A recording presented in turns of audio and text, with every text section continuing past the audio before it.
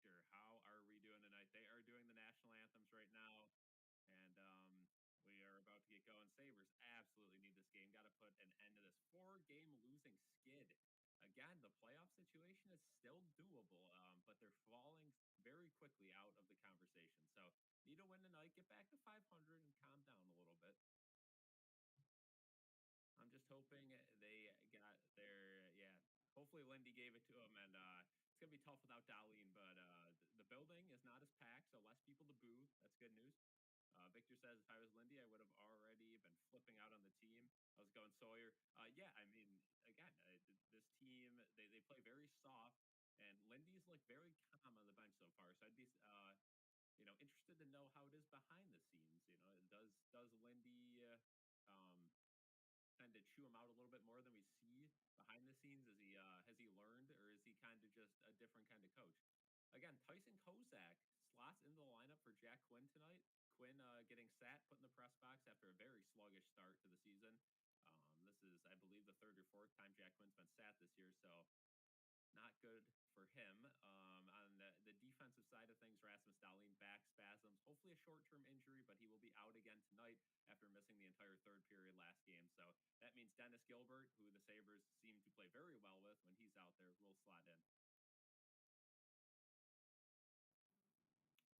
No audio. Interesting.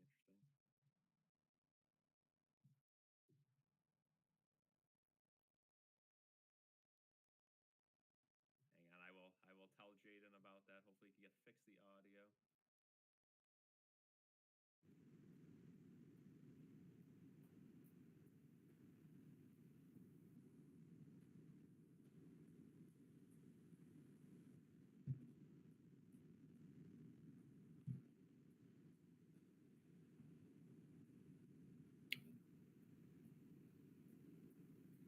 All right, we'll try to get that. We'll try to get that fixated here.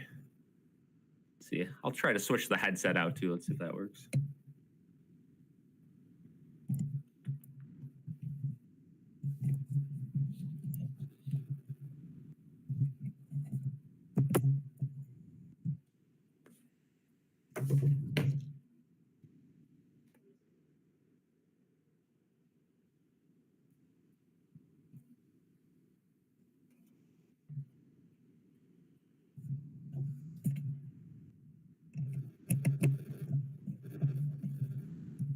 All right, everyone's saying it's fixed. We'll just keep these on for a little bit. And we are off and away. Now we have the Sabres losing the faceoff, so Winnipeg and their 18-8 squad will have the puck first. Now the Sabres are going to be able to get it back, though. Thank you guys in the chat for letting us know again. Tyson Kozak out there to start. And yeah, we are going to be debuting a new prop. The Sabres have been so bad. For the first little bit of this game, I will be wearing a prop. So, yeah.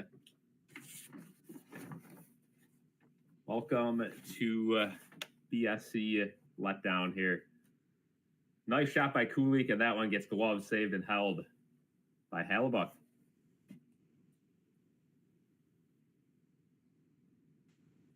So, first whistle there. First stoppage of this one.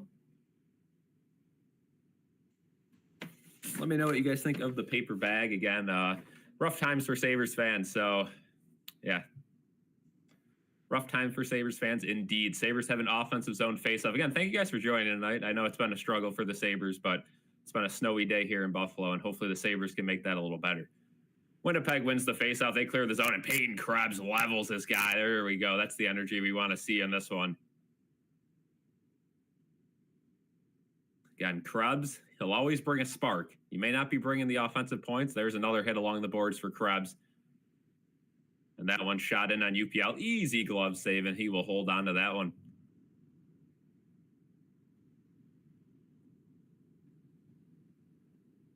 Hopefully I don't have to wear that bag too much, but if the Sabres go down by multiple goals, it will come on for sure.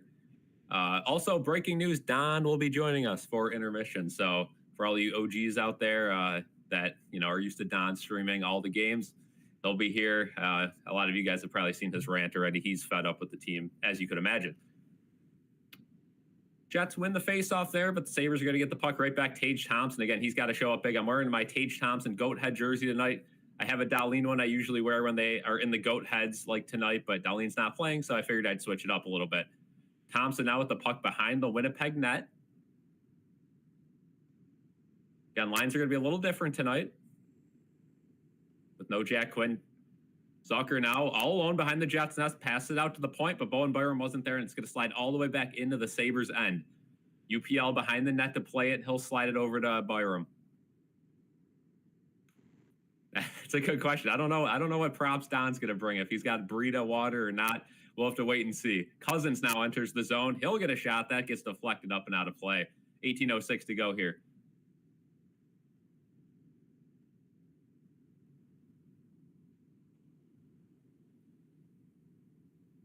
Conference bottom. You're going to have to put the bag back on. Yeah, if we lose this one, we're going to be near the bottom of the standings. But again, it's so bunched up. Again, couple game win streak would immediately put us back in. Yoki Haru now off the faceoff win, slides, and he puts a shot on net, but no screen there. So Hallebuck will make the glove save and hold on to it. 18 minutes on the dot. Just so you guys know, the clock tonight is going to be a little bit off. Jaden is in an online class right now, so until probably around the second period, the clock's going to be a little bit off. I'll let you guys know verbally what the clock's at, but it's just up there for a visual right now. It'll be a little bit off. Sabres win the faceoff. It goes all the way back in their end, though, and now they will have to break it out. Dylan Cousins tries to slide it up, but that one gets blocked, and now Ehlers will bring it back for the Jets. Owen Power, though, in the corner will drop pass it to Yoki Haru. Yoki Haru up the boards to Cousins, and Cousins is just struggling out there again, but he manages to get it up just enough, and now we have a stoppage. Going to be a glove pass. Oh, maybe not. Now it's going to be a penalty, I think. It's going to be a hooking call against the Sabres. No, against Namestanov of the Jets. So the Sabres' horrendous power play will get an opportunity here early in this one. Is Don or are you doing live Bills Rams? I don't think I'm going to be able to do it, but I don't know about Don. So we'll ask him when he comes on here. Might do Bills Lions though. And Lampert for the Jets is injured, and he's going straight to the room. Adding the whistle there. So Sabres lose the power play face-off, and that one goes all the way back in the Sabres end. What else is new? This power play has just been absolutely feeble all season long. They lose the opening draw, and all of a sudden you got a minute 30 by the time you get it situated, if you're lucky. And, Thompson tried to bring it in the offensive zone, but I think they're going to call an icing here because Cousins was unable to touch up on it. So 1:40 to go in the power play. Yeah. Truth checking out the new emote. You love to see it there.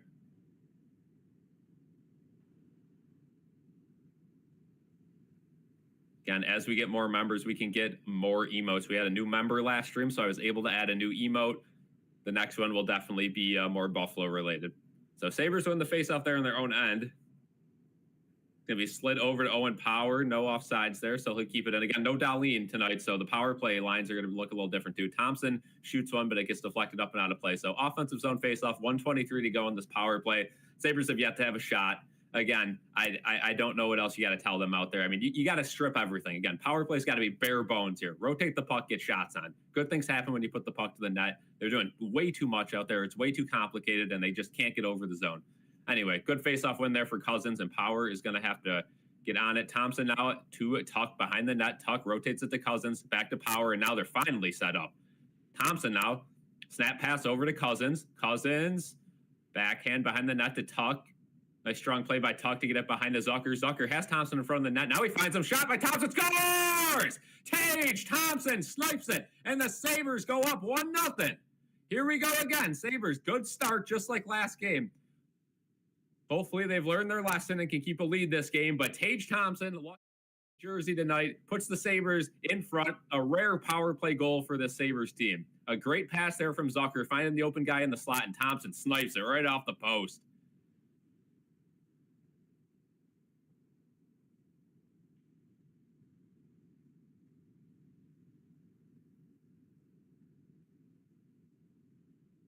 So a really good start there for the Sabres. They are on the board early in this one.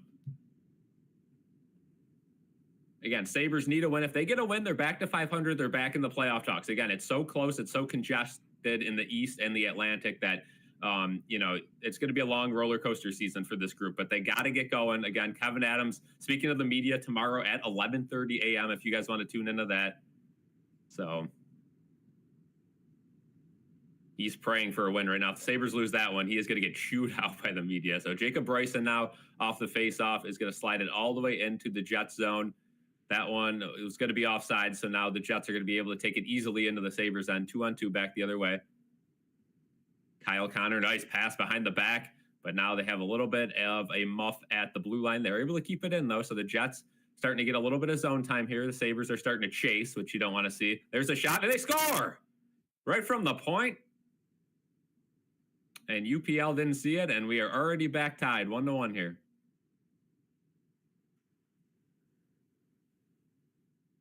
Velarde's going to get that one. We'll take another look at it where it was deflected.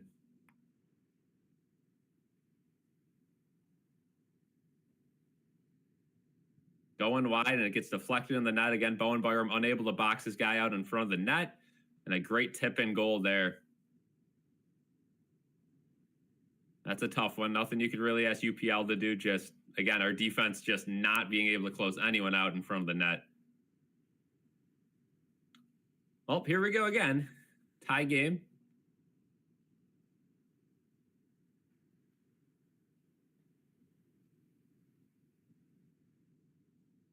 And the Sabres are probably going to challenge this for goaltender interference. Apparently, UPL's glove was hit across the crease. This is a risky challenge, though. Again, if you don't get the coach's challenge done, it's going to be a penalty if you don't win the challenge. So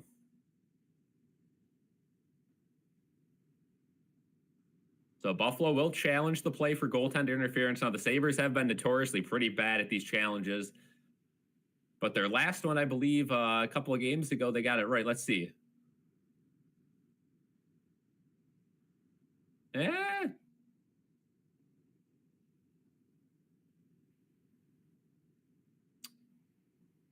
So the goal scorer, Velarde, skates right across the crease and hits UPL's glove.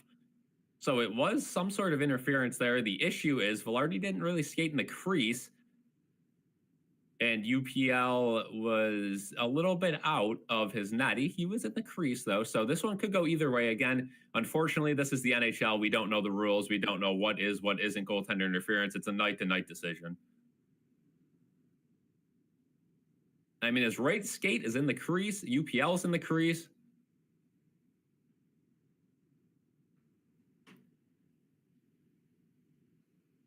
I could see them go either way with this one. It is a little bit of interference there, but with that being said, he is pretty far out of the net.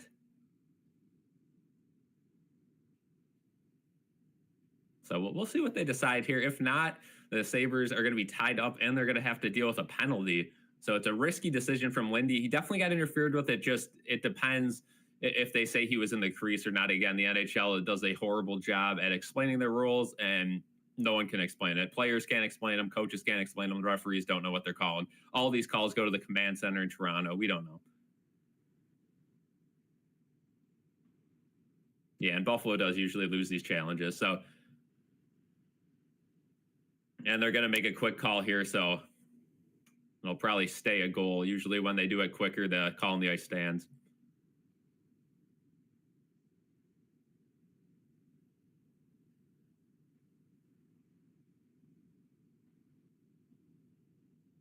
So they're going to call it a good goal. So it stays 1-1, and now the Sabres will go to a penalty. So again, I don't see why you challenge that there. Tough decision from Lindy and the coaching crew. Again, that coaching crew is just inept. Lindy Ruff, I think 1,800 games celebrating tonight, but 1-1. Let's go, Mets. I agree. Truth, I agree.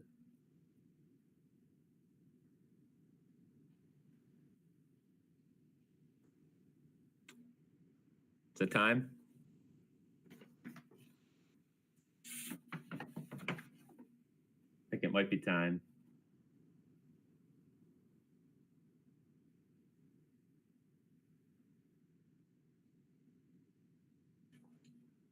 Jets are struggling a little bit on the power play. They're struggling as a team overall, but they started off really hot, and JJ Peterka will go to serve. the penalty. He's joking it up in the box with the referee, but. So as we learned last night, it is a center ice face-off, even though it's a penalty. So at least that'll go the Sabres' way.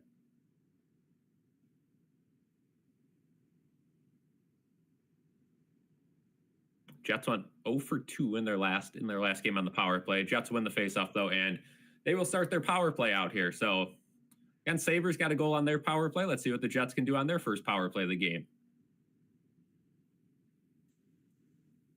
They have a very talented group of guys. Good hit over on the boards by Connor Clifton, though. But the Jets are able to keep it in. Scheifele shoots it. Good save by UPL there. And the Sabres will clear it all the way down the ice. So good start to the penalty kill for the Buffalo Sabres. Minute 30 to go. So they killed off a quarter of it. Again, I like to take these penalty kills 30 seconds at a time. Sabres try to stack the line, but they're unable to do so, and the Jets skate easily, and they find some space, and they get it set up just like that. That's how easy it is to get it set up on the power play, boys. Good job by Malenstein to block the pass, but the Jets are going to maintain possession along the boards, and now they'll pass it back to the point, and they're back set up just like that. Great job again by Malenstein to break up a pass, but the Jets are able to keep it in. Bowen Byram chasing back for it behind his own net, trying to pin it along the boards, but the Sabres unable to kind of hang anyone up there, and they get it set up yet again. 53 seconds to go on this one now. The Jets, right out in front. And no goal. Good save there by UPL. And UPL gets tripped. He's down. No call there. Jets are still rotating it around. And now Scheifele, a bad pass to the point, and that one's going to clear the zone. Sabres will get a change here. So Sabres get fortunate there when UPL was on the ground. 30 seconds to go in this penalty kill. Again, thank you guys for joining.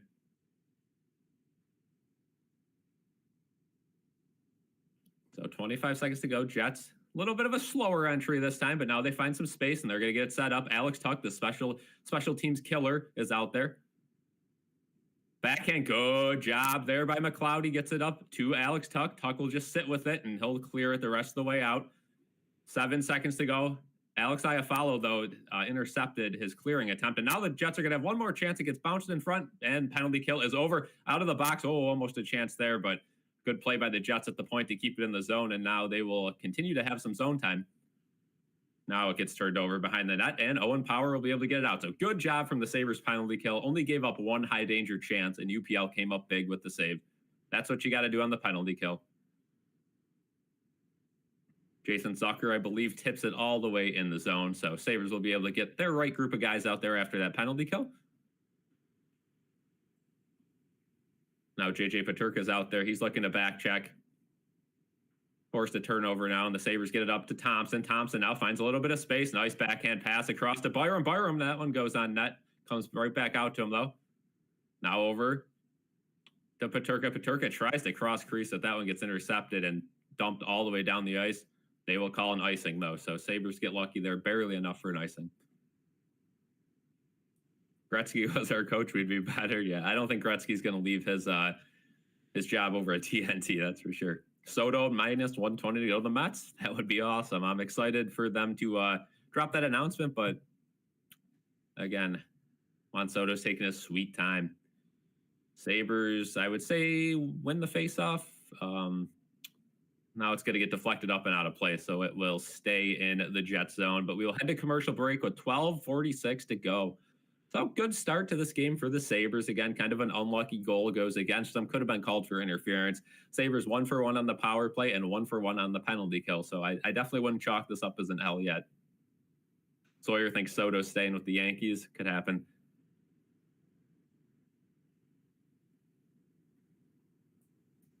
And if you guys are in the mood for more sports tonight, too, after this game, Thursday Night Football is an absolute heater game. Packers and Lions tonight. That one could be a fun shootout, so we'll keep an eye on that one. Hopefully the Sabres game doesn't get out of hand.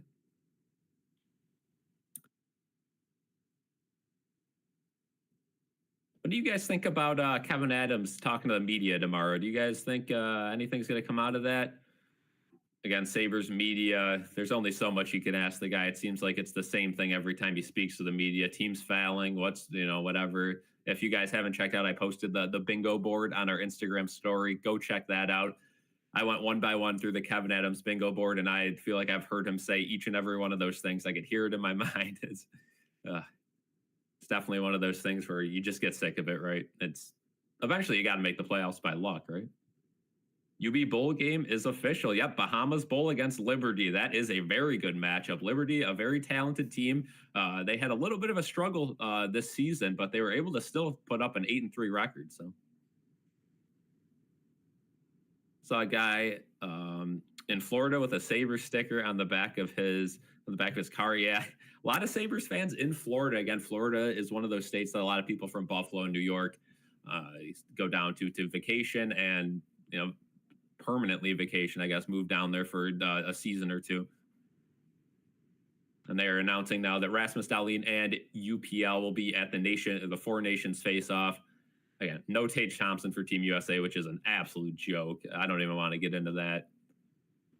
I guess they wanted some gritty players on that team. It's a tournament for scoring, right? Like I don't know. Whatever. So if you want to root for a different country, I guess it's understandable with no Sabres on Team USA, but still should be fun if you're a hockey fan. Sabres win the draw and they're able to keep it in. Now Dylan Cousins slides it down low. Dupaturka back to Cousins. Cousins tries to get a shot off, but that one gets blocked. Now Benson has to go chasing behind the net to get it. Cousins all over it behind the net as well, but it slides around and now the Jets are able to clear. Again, Sabres just are not strong on the puck. And now it's offsides, and Jokiharju gets flattened, and here we go. We got a little bit of a scrum along the boards, although it doesn't look like the Sabres really have anyone that's a fighter out there besides Cousins, and nothing's going to come out of this one. Again, offsides there. Jokiharju got popped to the ground after it.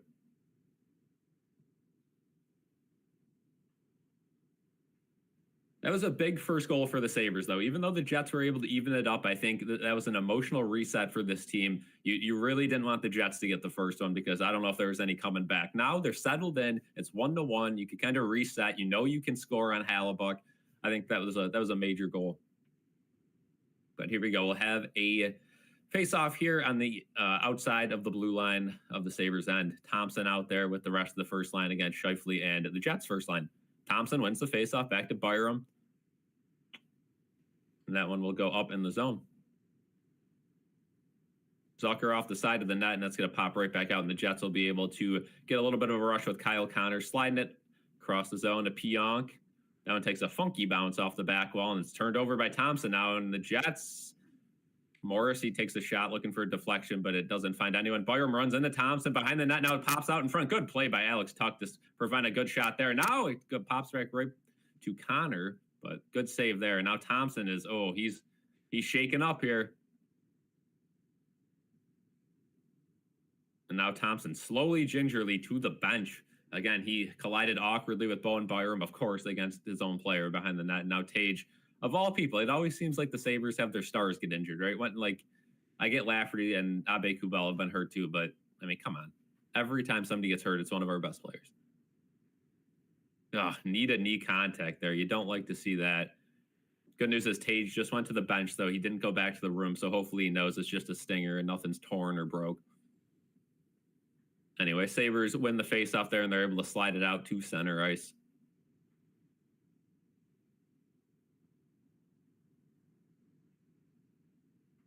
Barron behind the net with Clifton. Dennis Gilbert back in the lineup. As previously mentioned, he's out there right now as well. Jets are able to keep that one in the zone. And they'll get it behind the net where Dennis Gilbert will have to deal with Kupari. That one's right in front of the net. Whew. Good save there. Now Yuri Kulik will use his speed to get that one out of the zone. McLeod now, he'll backhand it the rest of the way. No icing as that was deflected by Peyton Krebs. Krebs unable to make anything happen behind the net, though, and now the Jets will be able to get it right back in the zone. That's a shot held by UPL.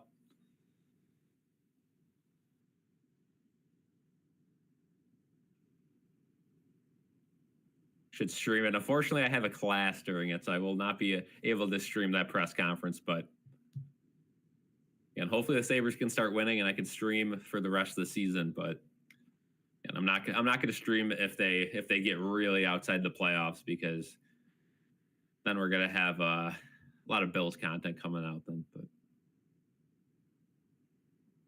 all the Sabres got to do is stay in the mix, and I'll be here night in, night out, besides Saturdays. So Sabres lose that face-off, and now it pops back out to the point. Slap shot there. That one gets deflected in front of the net. Good job by the Sabres to close out there, and they will clear it. Abe Kubel is able to get to center, but that's it. And now it's right back in the Sabres' end.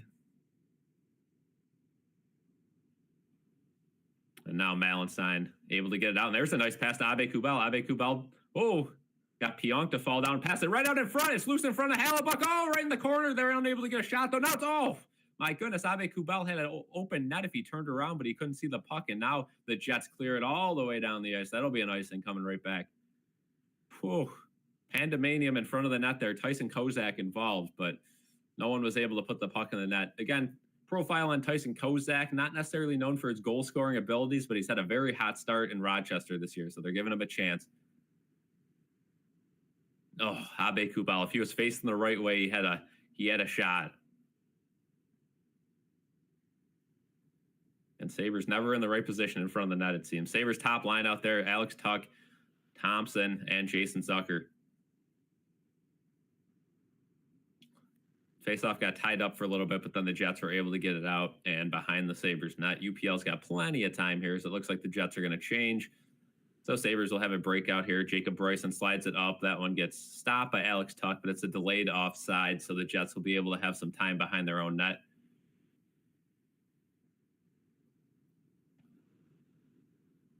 Appleton for the Jets now turns it over. Jason Zucker, was a half step behind there. Almost had a chance at a breakaway, but now the Jets bring the puck up the ice 3-on-2. That one's tipped. Just missed the top corner there. UPL got lucky on that one, and now Alex Tuck is able to get the puck halfway down the ice, and they're going to say it was an offsides there. So we will have a TV timeout yet again with 9:38 to go. So back to a commercial break again. Sabres at least need a point tonight, preferably getting 2 to bring them back to 500. This whole month is kind of up and down. Some tough games, some easy games. So not necessarily the easiest of months for the Sabres, but this would be a huge win against the Jets to stop this 4-game losing streak, 3 of which have been losses in regulation.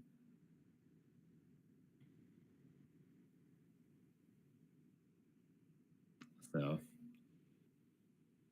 again, one of my complaints with sports, any sport, is the amount of commercial breaks. It's kind of ridiculous, right? Like these games could get done in an hour and a half to 2 hours, but they really love their commercials. NBA games are the same way. Football, it's like when you're watching college football, it's like you're watching commercials with some football in between.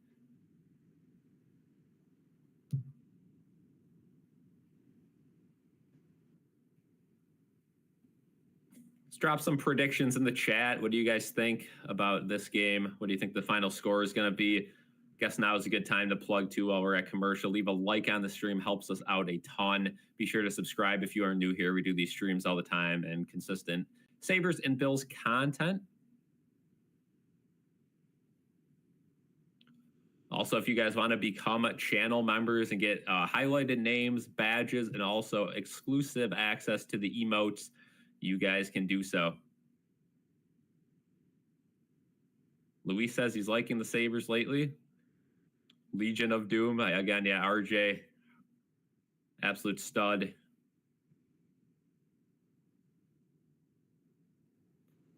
Illinois asked for Jeff Skinner goat head jersey. Those ones should be on sale. Should be an easy get there.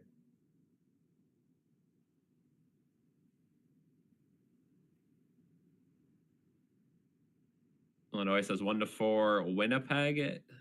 Truth says 4-1 Sabres. New emoji is an inside joke. So we'll add one that we could always change it up too, but we'll add one. Hopefully we get some more members and we can add some more Sabres emotes.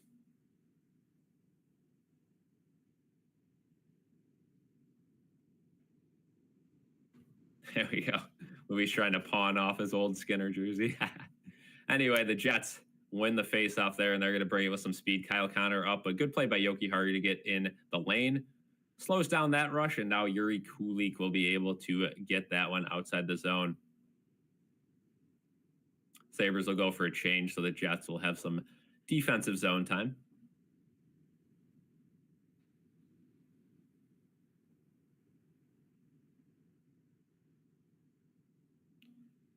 That one shot all the way down the Sabres end. No icing, though, because it got deflected. Good play by Clifton to avoid some danger there. Now the Sabres will bring it out. Quick 3-on-2 here. Dylan Cousins up top. That one will be passed in front. Cousins scores! Oh, my goodness. Benson just passed it to Cousins, and it looked like it just snuck 5-hole. I don't know if Cousins got a piece of it. They're going to say he did. And Dylan Cousins picks up the Sabres' second goal of the game. Let's take another look at this one. Quick 3-on-2. Yeah, Benson to Cousins. Cousins just got a tip on it, and Connor Hallebuck opened up wider than the Zamboni doors there. And Dylan Cousins able to get the Sabres back 2-on-1. It's hard to get optimistic about the Sabres when they have a lead after last game, right? But that's a big goal. That is a big goal. Dylan Cousins, 6th of the season, puts the Sabres back on top. Sabres have to lock it down, though. You can't give up a goal right away. And Sabres put their 4th line out there to do just that as they ice the puck. Again, I don't necessarily understand that decision, though. It's been going on since Granato and even before that. Whenever the Sabres score a goal, oh, we got to fight. Dennis Gilbert. Here we go. Stanley versus Gilbert. Stanley's a big dude. So Gilbert's going to really have to hold his own here. But this is what we love to see. Dennis Gilbert slots in the lineup. Stanley gets a good punch in there. Gilbert, and now Gilbert falls to the ground. Now he gets up, and he's going to pounce on Stanley, but they're both on the ground. The referees break it up. That's what you like to see. Both players are going to stay healthy after that one. Gilbert got knocked to the ground. It looked like he slipped there, but an equal amount of offense there. Get the teams fired up. Great job by Dennis Gilbert. That's your job up here, buddy. Heck of a job by Dennis Gilbert. Again, we've been complaining all year long this team is way too soft. So Stanley hit Ube Kubel. Not a dirty hit by any means, but Gilbert came right over to him. He said, "You want to go? Let's go." Again, far from a slugfest there, but certainly getting the team fired up.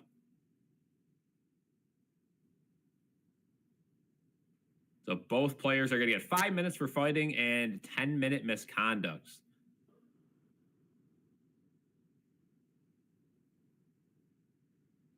And they can't, Gilbert's okay with that. He's going to go back to the locker room. Stanley's ticked. He can't believe it's going to be a 10-minute misconduct. But nevertheless, great job from Dennis Gilbert. Again, Sabres probably bottom defenseman tonight. It's all right if he's out for 10 minutes. With 8:22 to go, they'll both head back to the locker room. Stanley chirping at the refs. Cannot believe it's a 10-minute on him as well. Again, no power plays come out of that.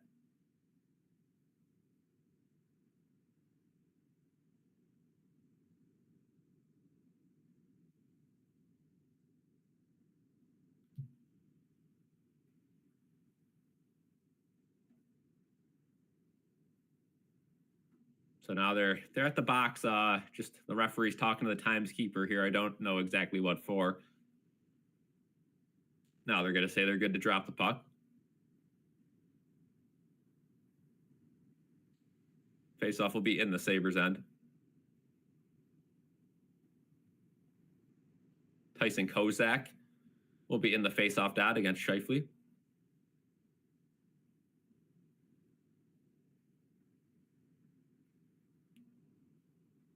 Jets win the draw. And that one's right out in front. Good defensive play, though. Oh, and they're going to call a penalty, though. I think that one's going to definitely to the Sabres. Abe Kubel is going to take a hooking call, I think.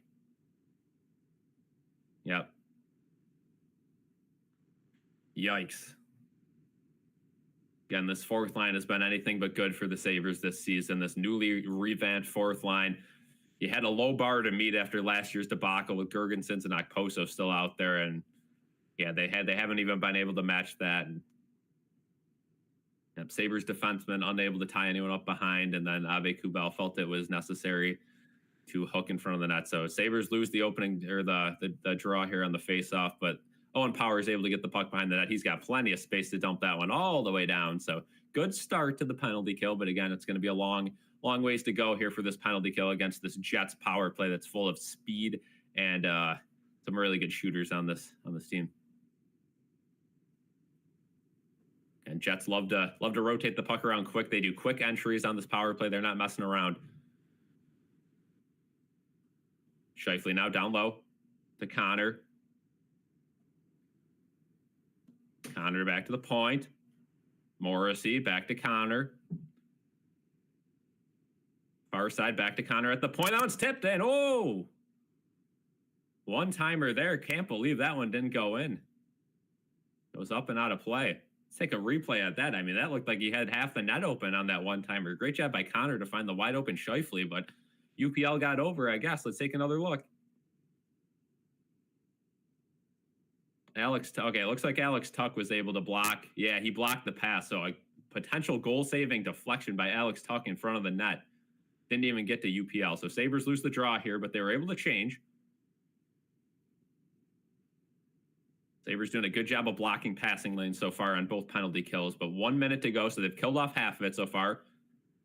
Jets now back to the point. Stopped. Oh, deflected and just missed the net there. Now it's slid back to the point. Again, the Jets are doing a good job of moving the puck around, something the Sabres failed to do on their power play. That one shot good, blocked by Bowen Byram in front. Now Krebs is going to be able to pin it along the boards, chew a little bit of clock, but it slides right back out to the point, and the Jets are able to get it set up yet again. 30 seconds now, so 30 seconds since that face-off, so these guys are starting to probably get tired on the penalty kill. That one shot in front, deflected up, and almost gets out, but the Jets keep it in. And now they are starting the cycle once again. Sabres are starting to get spread out. Again, they're getting tired. They've been out there for almost a minute now. To the bumper, back over to Scheifele again. Jets keeping a lot of these guys out there. Now it's turned over in front, and Krebs sees a lot of space, and he will get it outside the zone all the way down. 5 seconds left, and the Sabres kill another penalty. 2 for 2 on the penalty kill. Special teams 100% tonight. How about that?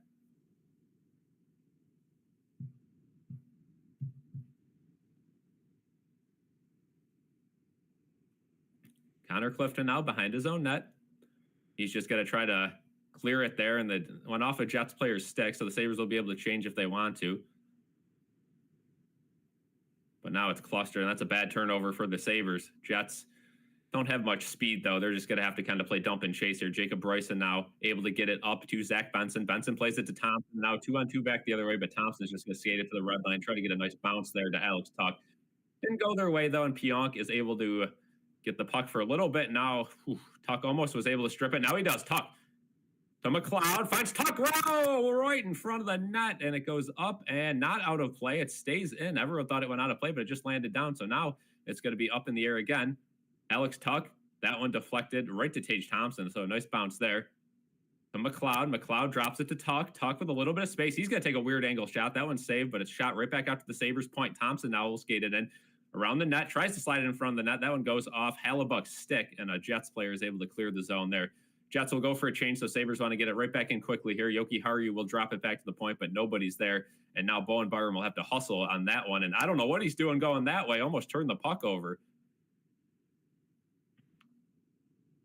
And now it's chipped up, and Bowen Byram able to glove it down and play it to safety. So Byram slides it over to Jacob Bryson, who will find McLeod over. McLeod's pass gets deflected, but Cousins is able to get a stick on it and chip it down the rest of the way. Paterka with some speed to try to stop it behind the net.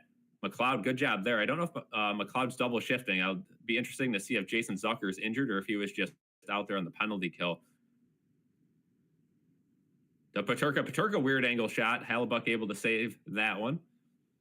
And now it plays over to the far wing. Owen Power now.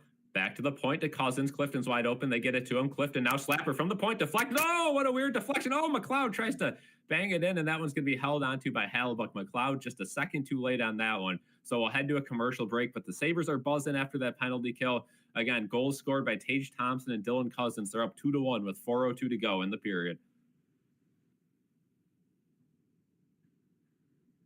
Let me know in the chat, who do you think is going to get the next goal? What team and what player? I'll give you both teams. I'm not going to pick which team gets the next goal, but I'll say if the Sabres score next, it will be another Tage Thompson goal. I think Kyle O'Connor will get one if it's the Jets.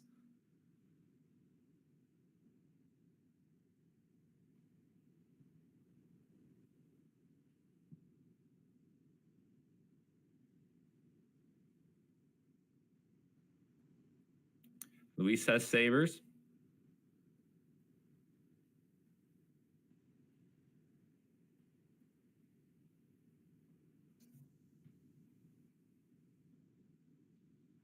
Yeah, this is a fun game, a very fast-paced game. Again, that's what's going to happen when you have when you play a high-powered team. Again, the Sabres are going to have to switch up the way they play. Again, I know Lindy Ruff doesn't like to play a super fast-paced game. That's not necessarily his thing, but the team he has right now, that's what they do best, right?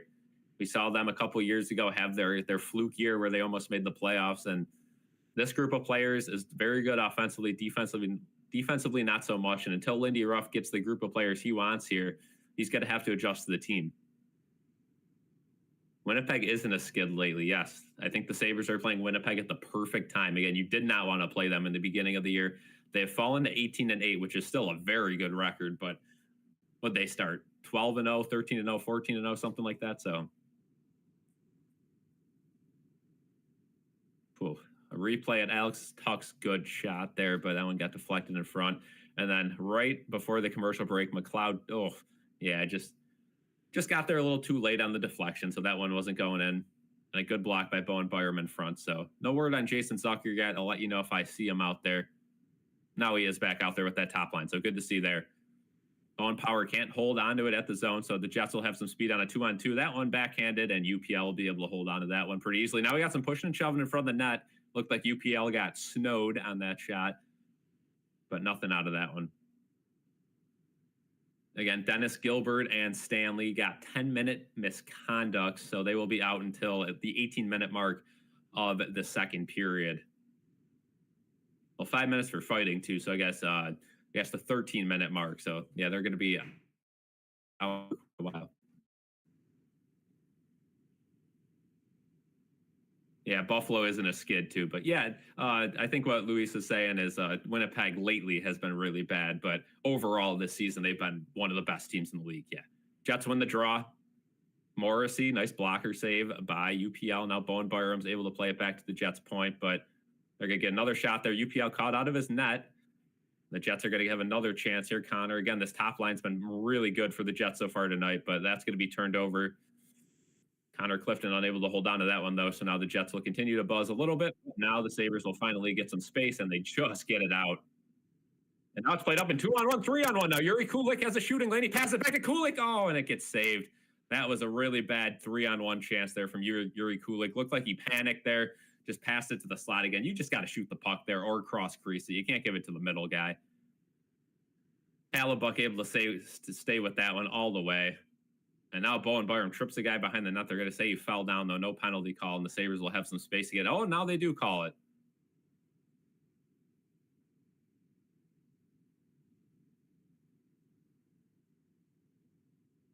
Yeah, Bowen Byram going for tripping as Velarde was down on the ground. Again, a very late penalty call. Looked like they tripped him. They touched up. No whistle. But now they do call it. Let's look at this 3-on-1 again. Again, just... yeah, that's not a good 3-on-1 at all. Just not doing enough. Either got to shoot it or get super complex. You can't do the give and go there. Hellebuyck is a very good goalie. He was able to stay with it the whole way. And Bowen Byram stuck the leg out and tripped. That's a tough one to take.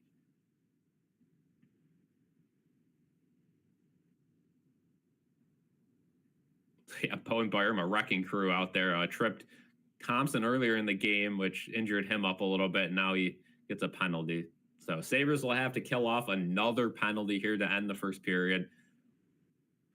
This is the third penalty for the Sabres, one of them on Lindy Ruff and the coaching staff for getting the challenge wrong.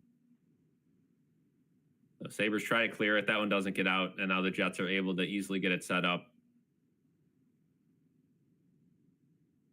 Back to the point, deflected and glove saved by UPL. So 1:48 to go, still in the power play, but good start for the Sabres. Yeah, again, Sabres power play has to stay good. They want any chance to win this game. Again, Sabres are a very penalized team. They're a very undisciplined team. They are notoriously a very soft team. So all those three things together does not bode well in the NHL. Sabres just have to stay patient, though, on the penalty kill. They have to do their job. That one, Jets lose puck in front of UPL, but it's able to get slapped to the side. Now another quick shot. UPL that was there for the save. Now Clifton is able to clear it all the way down the ice. The Sabres will go for a change. 1:30. There's a quarter of that penalty kill. Again, I like to take these in 30-second chunks. Usually you get around 4 shifts on the penalty kill, 2 shifts on the power play. Again, it's a little more little more work to kill a penalty than to have a power play. Power plays, you're just standing around. Penalty kill, you're constantly moving side to side. Jets couldn't get that one set up, and it slapped all the way back down into the Jets zone. And now Zach Benson's pestering the Jets behind the net. He comes up with the puck, and he's just got to hold it along the boards. Why not? Great job by Zach Benson there. And we're under a minute to go in that penalty kill. So a great second quarter of that penalty kill. Now we're on to the third quarter. Good job by Zach Benson. Now the Jets finally get the puck, though, and they'll come up with some speed. Nice pass there, and a huge hit by Connor Clifton along the boards. There you go. There's a little energy. And it gets to McLeod. McLeod off a Jets player stick, up and out of the zone. So 30 seconds to go. One more quarter of this penalty kill. The Jets, again, they like to come in the zone with some speed. The Sabres have been setting up the wall. This time they get on, and it goes off a Sabres player and outside the zone. So 18 seconds to go. Jets have to reset again. They quickly back to the line this time. Alex Tuch sticks. Couldn't stop that one, though. Now, finally, the Jets are able to get it set up. They're going to have a slapper from the point. That one goes off of Alex Tuch's stick, and he dropped his stick because, again, you can't pick up a stick if it's broken. He doesn't know, and now he's without a stick. 1 second, it's killed off, but the Sabres are in a bad spot right now. Oh, big block there by Alex Tuch without a stick. And now, right out in front of the net. Oh, boy. That one was close, and now it's cleared all the way down. Will it be an icing is the question. It looks like it will be. But a great penalty kill there for the Sabres, and Alex Tuch will be able to at least get a stick. He's not going to be able to get off the ice because of an icing, but a great job there by Alex Tuch.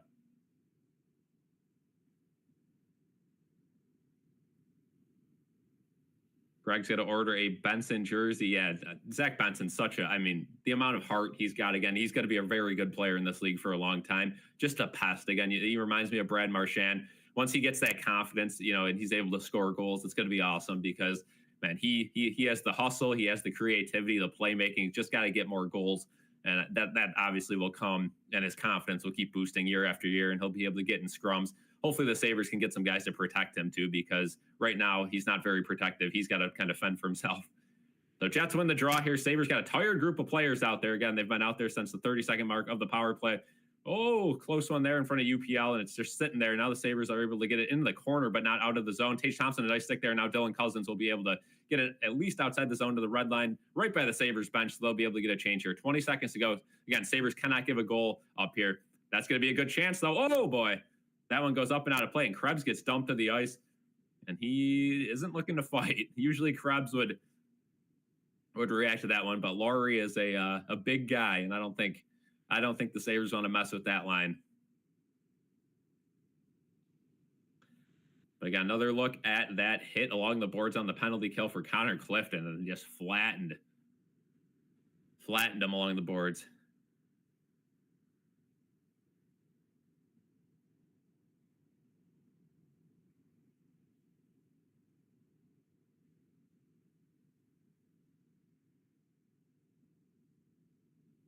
So yeah, they're mentioning Samuelson and Greenway were at morning skate today, so they are both nearing returns.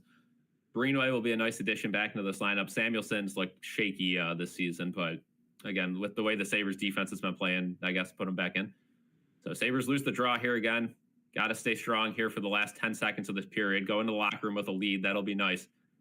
Loose out in front. Good stick there by Peterka. Peterka will be able to backhand it up and outside the zone. 3 seconds to go. And they're going to call offsides here with about 2 seconds to go. And Benson's getting into it. Cousins is getting into it now with Scheifele. Let's see if they just decide to end this period or if they're going to have a face-off here. They did blow the whistle before that horn went off, but they're just going to send it to intermission. So end of the first period there. Truth misses Greenway. Yeah. I do too. Again, Greenway, he's very inconsistent, but when he's on, he's a beast of a player. And there's Eric Comrie on the bench for the Jets.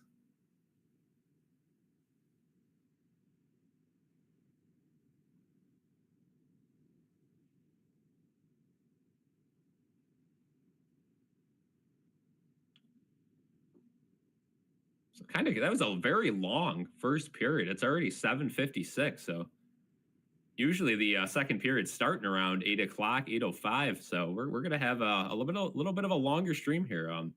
I think we're gonna get Donald in here though for the intermission. I almost forgot.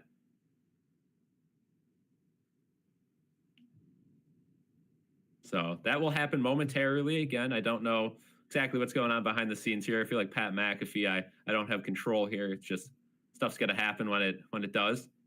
But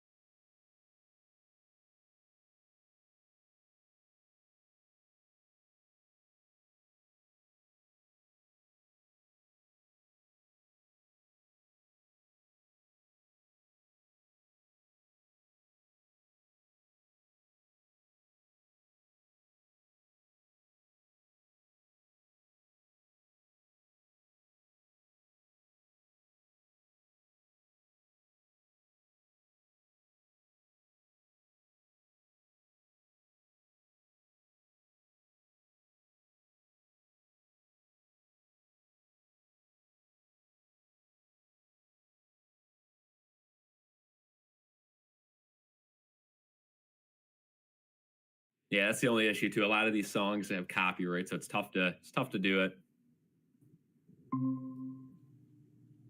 There he is.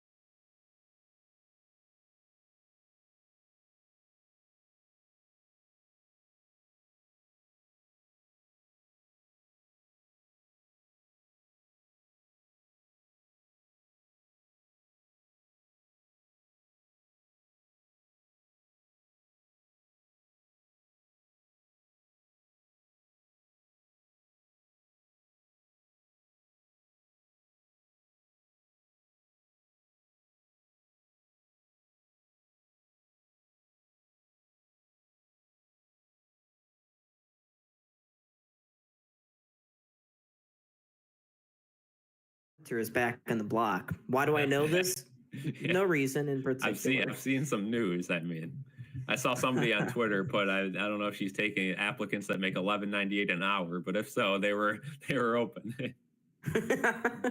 Okay, so we're. I can see. We're getting like there. Jade. We're getting there.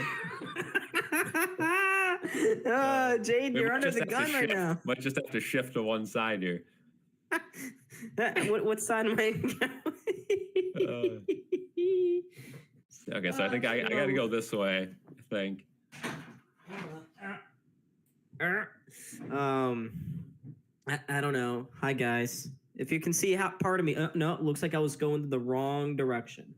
Looks like I was going high. I don't know. I think we're good over here, but yeah. So I guess they could hear us now. So I guess we could start talking while Jaden gets the behind the scenes stuff set up. Again, first time we're doing this. What'd you make of that? We obviously know what you thought of their last game, right? An absolute utter disaster class. But this game, it seems the team has a new spark, especially without Rasmus Dahlin. Yeah, sure, they have a new spark, but I want to win. I want playoffs. Like I said in the video, I'm going to remain pretty consistent until they make the postseason. They are a joke. Yeah. I know that's not deep analysis. We should have more optimism. Not we. You seem to have optimism. Me, I don't know. Like, I don't want to get hurt again. Yeah, I mean, again, the East is just such a joke this year. If there's any year to make the playoffs, it's this one, right? Go out and make some moves. Just get to the playoffs. That's all you need to do. Again, I bring up the Bills every time we have this conversation. What did they do? They made a push, made the playoffs, then they took a year off. The Sabres wouldn't have to do that, right? It's not a complete comparable. But all of a sudden, free agents wanted to come here. They nailed on Allen in the draft, and you know that's a team that figured it out under the same ownership. So. Yeah, I mean, I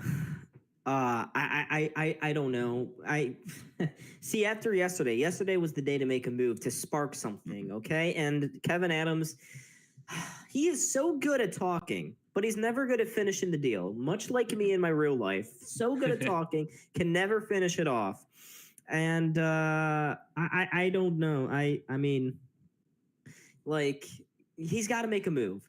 If the price is too high, at this point, you have to make a trade. I don't care. Teams know they have leverage over you because you've done nothing. When you had the chance to make a move, you didn't do anything, and now it's biting you in the butt. All you did was make a 1-for-1 move, addition by subtraction with Casey Middlestat and Bowen Byram. Yeah. Metallica's asking for a shout out. What's going on, buddy, in the chat? But yeah, again, this is just, it's one of those seasons where it's just frustrating, right? Because Kevin Adams, he says the same thing. I don't know if you saw what I posted on the Instagram story, but there's a bingo board all ready to go for his press conference tomorrow. He has the same, 10 to 12 hit lines that he uses. This team has talent. I'm not worried. I am worried. We are going to make a move, blah, blah, blah. I'm confident in this group. Again, when does confident become incompetent? Like when does Kevin Adams finally go on stream, or on not stream, but a press conference and say, it is a time to panic. We have to make a move. He's got to take some accountability, and he has yet to do that so far as a GM. Unfortunately, the thing is with Kevin Adams, right? He sounds good. He tells us what we want to hear. And then we see videos of behind the scenes, like during the Beck Malenstein trade. Oh, I got Beck Malenstein. Oh, and he's freaking out like he's a kid in the candy store. It's Beck Malenstein. It's a fourth liner. I mean, who cares? I mean, all of a sudden he's trading Okposo, and he goes, I think it was the Okposo one. He's like, oh, I almost blew it. I asked for a 6th instead of a 7th. Dude, if you're going to be freaking out about that kind of stuff, get out of town, because it just cannot happen, right? Like there has to be bigger fish on your palate. You cannot be stressing over fourth line guys. And it seems like that's all he's done the offseason. Let's give him credit, though. Jason Zucker, Ryan McLeod, 2 very good additions in the offseason. Still need more, but, I'll give him a little credit. Yeah, sure. Give him a little credit. I gave him some credit in my video from 2 nights ago. I said, hey, he did a good job rebuilding the bottom 6, but the Sabres were not a bottom 6 away from making the playoffs. This team needed more additions. Can you tell me, Cal, how many times has Kevin Adams said in the past, we are trying to get a long-term partner for Owen Power? And how many subsequent summers has he failed to do that? And he's continuing to fail to do that. It's 2 years in a row now where he has just consistently said, every single one of his press conferences, they ask him about defensive depth. He goes, yep, we got the first line set up with Dowling, and now we have Bowen Byram. That's why we made that move. We're still waiting to find that guy with Owen Power. Me and you were screaming at the top of our lungs for Jacob Chikrin last year, right? Or someone of that caliber to stick with Owen Power. I don't care what his metrics are. You cannot have Henry Jokiharju paired up with Owen Power. It cannot happen. Jokiharju is not a good enough defenseman to be on this team, let alone on our second line of defensemen. It cannot happen. Again, Owen Power is a guy right now who's developing. He's developing a little bit slowly, but he shows some upside, right? He's got, a ton of 5-on-5 points this year. He has definitely shown growth. He's still a little weak in front of the net, but you have to let him be creative on offense. And he gets caught in the middle, right? He's hesitant. You want to know why? Because he has no one he trusts next to him. He never had anyone he trusts. When he's with Dowling, he still doesn't trust him because Dowling's a naturally offensive defenseman. If you could get someone for Owen Power who is an absolute rock back there, all of a sudden you see Owen Power take those chances. He doesn't get caught in between, which is something Jokiharju does every time he's out there. How many times do we see him half pinch, then he gets beat, half pinch, then he gets beat? Clifton does the same thing. Bryson does the same thing. It's a trait of a bad defenseman. It's a trait of a bottom 3 defenseman. We have to find someone for Owen Power. And again, I can say it has to happen immediately, but I've been saying that for 2 years. Maybe it has to happen by the end of the year. If it doesn't, I think the top guy's got to go, being Kevin Adams, because that's an absolute joke. What are we doing? You can draft as many top prospects as you want, but if you do not pair them up with good players, it doesn't matter. They go on to Stanley Cup winning teams where they're matched up with a good lineup. The Sabres, they put a bunch of mismatch together, and it doesn't work. Yeah, I can't. I don't think I can add anything to that, Cal. You pretty much summed it up. Like, until we start seeing improvements, actions speak far louder than words, okay? Kevin Adams will not say anything tomorrow, and even if he did, he can't say anything at this point to convince me that the Sabres are in good hands, all right? After he fired Don Granato way back in April, he said that this team has got to be better. Than there are going to be changes, and we saw changes. We saw a few changes, not as high impact as the fans would have hoped. Not as high impact, say, that would get the fans back into the building, bums and seats. I mean, look at tonight. 13 years of inaction. Now, under this current regime of Kevin Adams, 5 years of inaction, and you still have arenas looking like this. Arenas looking like this is a symptom, and it's embarrassing. Like, as a player, I wouldn't want to be traded to this. I wouldn't want to sign and play in front of 9,000 people every night only to get booed at the end of it. It's a toxic situation, and it doesn't matter whether or not the players want to be here. If there are guys that want to be here on this team, that doesn't matter anymore, Cal. What matters is winning.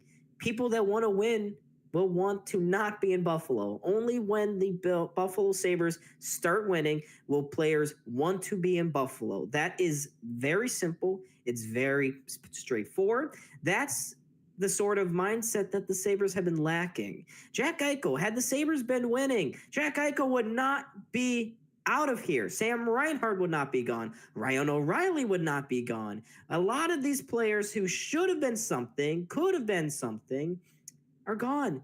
Why? Because at the end of the day, it comes down to winning and losing. Winning cures a lot, Cal. And unfortunately, the Sabres it's not been happening. You're exactly right on that again. And ticket prices tonight were as low as $8, and the building is about as scarce as it can possibly get.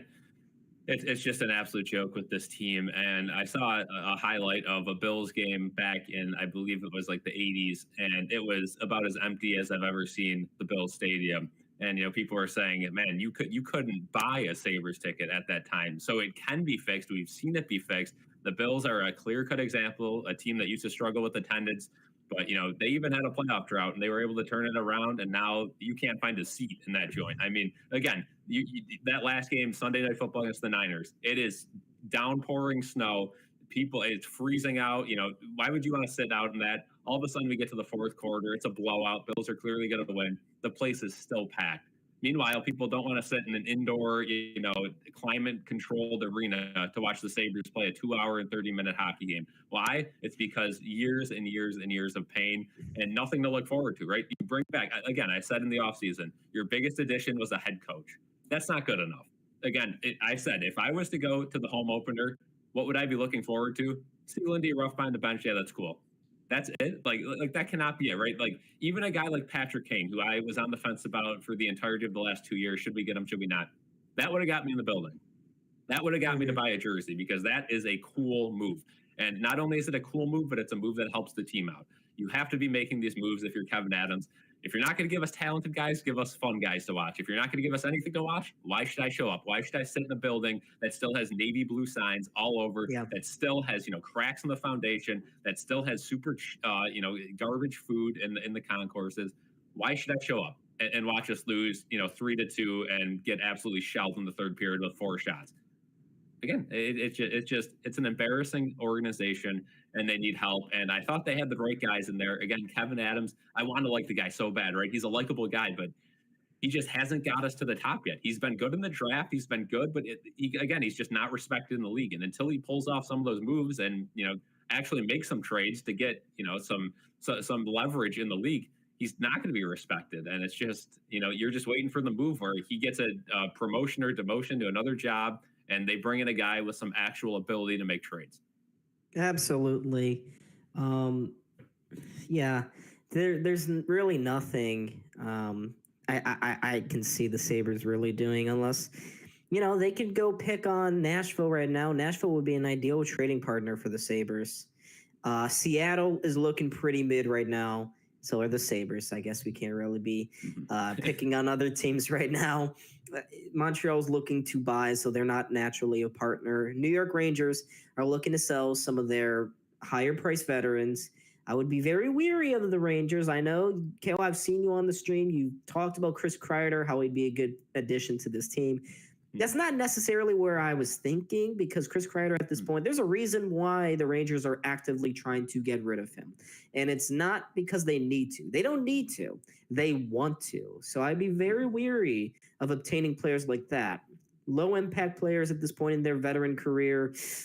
He's only a net front presence, which, I mean, not saying the Sabres don't need that. I'm just saying his skating's not all there, and he's on the wrong side of 30. But yeah, I don't know. It's tough for Kevin Adams. I've met him before. He's a nice guy, like you said, but nice guys can only take you so far. You have to be something more than that for me to want to see you stick around here in Buffalo. And you know what's the most depressing part of this, Kale? It's that if the Sabres fail to make the playoffs, Kevin Adams is still going to be in this organization next season, either in the GM role or the president of hockey ops role. That's as far as changes go, that's it. Jason Karmanos will be promoted to a GM position, and maybe he'll have better luck than Kevin Adams. Maybe he's the guy. Kevin Adams can be the person that sort of insulates Terry Pagullo from day-to-day operations. Maybe set a buffer. That's what I thought the Sabres should have done this past offseason. That would be perfect, but that's as far as I see the Sabres going. And, it's another offseason where they fail to make moves. They fail to capitalize on momentum earned at the end of the last season. You had some players. There was still some optimism. But if the Sabres finish out the season again around 500, they don't show any progress, nobody's going to want to come here. There is no future. This is right now, sports Siberia. No one wants to play in Buffalo. It's the same thing like the Bills when they're in their drought. Until you start winning, nobody's going to want to come here. So you're caught then in an endless cycle of abuse. You just hope that the Sabres luck their way into the playoffs at this point. There's a bigger odd of the Sabres lucking and backdooring their way into this postseason rather than Kevin Adams going out and making an affirmative, positive move to help push this organization in the right direction. And that's what makes me sick, right? Again, we had that season a couple of years ago where we finished 1 point out. 1 point out. What did Kevin Adams do at the trade deadline? Nothing. Nothing. He does absolutely nothing. And again, that would have been perfect. Until you make the playoffs, you could develop the city into a Miami 2.0, and free agents are still going to see Buffalo as a frozen tundra with nothing to do. Once you make the playoffs, have a little bit of success, all of a sudden, when you're negotiating with players, maybe they take you off of their no trade list. Maybe they, finally open up and can see the vision. Right now, okay, yeah, I could go and play with Buffalo. They have a funny group of guys, a young group of guys. I'm not wasting my prime missing the playoffs. I'm absolutely not doing it. And a lot of players, again, they don't want to be the first one to make the move too. A lot of players, they don't want to set the tone. Whereas a guy like Jason Zucker, you had to overpay for him, but hey, maybe that's a start. That's an experienced guy who has a lot of respect around the league. You get him in here, maybe he can chatter it up with some of the other guys he knows. But again, you got to get someone in their prime here, and they haven't done that, right? They get a guy like Taylor Hall a couple of years ago, I know, but that didn't work out well. The team was a complete disaster, inside and out, just an absolute joke. But again, you got to make a move like that, and I get the Sabres are trying to copy the Bills, right? Oh, we want a good environment, right? We want, guys that want to be here. It's not as easy. When you have a guy like Josh Allen, you can get anyone who wants to be here. When you have nobody on your team, you can't really just look for guys that want to be here. You got to get guys who are just very talented. You have a head coach that can finally kind of, step up and be like, I'm the dude, listen to me. And he's respected, right? I mean, he's got the 4th most games coached.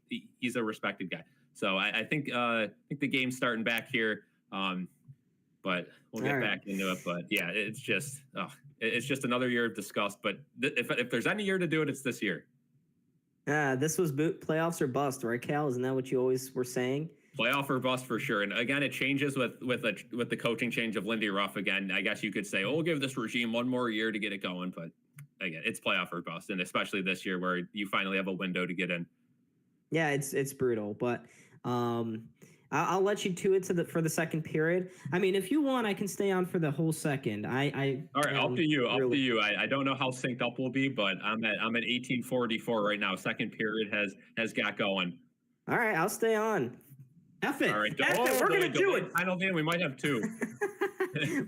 We're doing it. We're doing it. Jason Zucker. Oh, it doesn't touch up. I see chat. They want it. They want it. They're gonna get it. They're gonna get it. Don is back.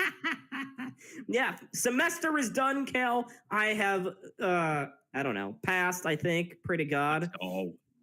So I am on break for a whole month. You guys have a full, 2 weeks basically, because I'm going to go back to Buffalo and enjoy myself at some point. But yeah, we're back. Woo! I should have gave the headphones warning. My bad. Yeah, I got one more day. Or 2 more days tomorrow. Oh, then they called 2 penalties. Yeah, I see a whole party in the box happening right now. Oh, they Wow. called Tage Thompson on a trip, Bryson on interference. We're going to have a 5-on-3 boys for 2 minutes. So, yeah, great start to the second period. Yeah, I'm at 1827. We're looking at Tage Thompson just kind of standing there confused looking. Let me know when it Ryan, cuts away from Tage Thompson. I'm still on Tage. Now it's cutting. All right, here, I'm going to wind back 10 seconds. I just won't say shite. Yeah, we're good. We're good. Yeah, Louisville basketball did beat Indiana. It's not like we're good. We just lost our best player for the season, so our second best. So Louisville had a nice year. A couple blunders, but that was a nice, fun year. Yeah. Well, the team is getting better. All right. Hope Don's doing the Bills and Rams game. That would be great. Unfortunately, I cannot. This weekend on Sunday at 5, Beer League championship game. Oh, so. 5-0, big save there. Sorry to cut you off. No, all good. You're like 2 seconds ahead, so I got to find a way. And this is after me going back 10 seconds, but we're good. We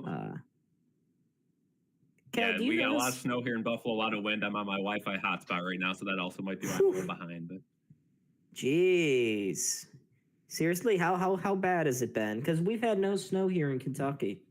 Absolutely nothing. We had all the classes got canceled today, so nice. Last week of regular classes, so they really didn't want to cancel them, but they had to. So city got some snow today. We got a ton. But. Sawyer, I went to the Louisville Tennessee game earlier a few weeks ago. Unfortunately, there were $400 prices to see Cooper Flag this weekend, so I'm not doing that. I'm not going to try that. Cooper Flag's an absolute dog, but Sabres finally get a clear here, so still a minute 26. The good news is if you can kill this one off, you've killed off both. There's simultaneously penalties here, but a minute 20 to go, and this is a tough task to ask against one of the best teams in the league. Jets cycling it around, and that one's in front. Whoa, it was loose there. But a good save there, and now the Jets will be able to get it set up yet again. This is really hard. The Jets are just going to keep trying cross creasers till something goes in. There's a slapper. That one goes deflected off a stick and all the way down. So Sabres will be able to get a change here. Under a minute to go, but Halibut comes way out of his net. Smart goaltending there. Knows the Jets got to push here. Cal, do you go to UB? I go to Buff State. So no, I do not go to UB. I don't go to any sporting events there because it's D3, but I've actually never been to a UB event either. Jets are still rotating the puck here. Again, 36 seconds, but they know they can take their time. They can absolutely take their time with a 5-on-3. No need to rush. Cross crease, and that one goes in. Sneaks between UPL's legs, and the Jets tie this one up. Man, Sabres tried to kill that one off. They almost got the job done, but you knew that was coming. Terrible job for the Sabres taking a penalty, a double penalty. That's another one you hope Luukkonen could have. It's a tough save, but he had it. It just dribbled right through him. Just went right through him. Like they say, if you're going to get a piece of it, you got to save it. But again, you can't blame Owen Power there defensively or Clifton. It's a 5-on-3, but man. Yeah, that's a good news. It took a while though, so they'll only have a couple more seconds left on the second power play. I will say the Sabres, they kind of put themselves into this position by taking so many penalties. Is this the 5th penalty against them tonight? And we're not even 3 in the first, 2 to start the second. Yeah, so you just can't be doing that. I know Winnipeg has lost like 3 of their last 7, but still, come on, guys. You can't. They're still a good team. You don't want to hand it to them. That's what you do by taking dumb penalties. Well, good job to pin it along the boards here. Now it pops out, and they're going to have another chance. Slapper, just missed there, and now the Sabres finally get the guy out of the box. I don't know. I think Jacob Bryson was staying in there to take the second. Interesting. Jacob Bryson. The Jets continue some pressure there. It was in front. Wacky bounce there. Sabres have their 4th line out there. Again, I guess that's the mentality, right? You put the 4th line out there to stabilize the game after a goal. Never seems to work out, but every time Jacob Bryson touches the puck, him or Henry Okiar, I wince. I cringe in pain. It's moments like that. Man, Sabres got a 3-on-2 though. Paterka, that one's not going to turn into anything though. It's moments like that where there's a guy wide open in front of the net and Jokiar who's off smelling his own rear end. It's moments like that bring me pain. Yeah, just not They're not defensively sound, and they're very soft, right? They guys just abuse them in front of the net. They just pop it. Oh, turnover though. Here comes Paterka, tries to get over to Benson. He gets flattened, no call. Crowd wanted to call. Again, the sparse crowd that is there tonight. Now the Jets pass back the other way, 3-on-2. They're just going to play a little dump and chase. And they'll get to it first. Power gets a stick on it, though, and now the Sabres will be able to go back fast the other way. Here comes Abe-Kubel with the shot. That one loose in front, but covered by Hellebuyck. Nicholas Abe-Kubel can skate? He can move with, like, speed and stuff? You believe it? Wow. Had a solid game last game. Again, got that nice assist on the Malenstein goal, but other than that, he's had a really shoddy season. Yeah. I don't have much to say on Abe-Kubel. You got to imagine a Sabres power play's coming up, right? Again, the NHL loves to even up. They love to even up these penalties. Yeah, probably not. Knowing them, this is Buffalo, and they hate Buffalo, so they're going to find a way to, like, we're going to score a goal, but it's going to get called back for goaltender interference or something. Something crappy like that. Yeah, that would be ironic after tonight. Look at... Do you see all this? This fourth line grinding against the walls? This is what Kevin Adams really wanted. This is the sort of hockey. Yeah, just stagnant hockey. Oh, I miss Semgus. Finally gets swung to some open ice here and back behind the net. Jacob Bryson. Oh, don't get stick lift. There we go. Here we go. Tyson Kozak around the edge. He gets a shot, deflected up and out of play. Well, that's unfortunate. That's a good story, though. Tyson Kozak, 7th round pick, working his way up. He's not necessarily my first call up. I thought Rasayan or someone else, but Tyson Kozak, good story for him. I'm glad that he's able to get an opportunity here in Buffalo. I think we can both agree, though, it's probably not going to last, right? Yeah, I mean, the thing with Tyson Kozak is, he doesn't have a very high upside, right? He was doing good with the Amherst, but he's not necessarily an NHL caliber player. Just kind of sending a message to Jack Quinn, sitting him down. That's more of what it was, rather than maybe giving Kozak a little appreciation for his work in Rochester. But I don't think it's going to be a permanent thing. Who are these two people MSG keeps zeroing? I don't know. Close in front of the net there, but Sabres unable to make much of that opportunity or rebound. That one went up and out of play.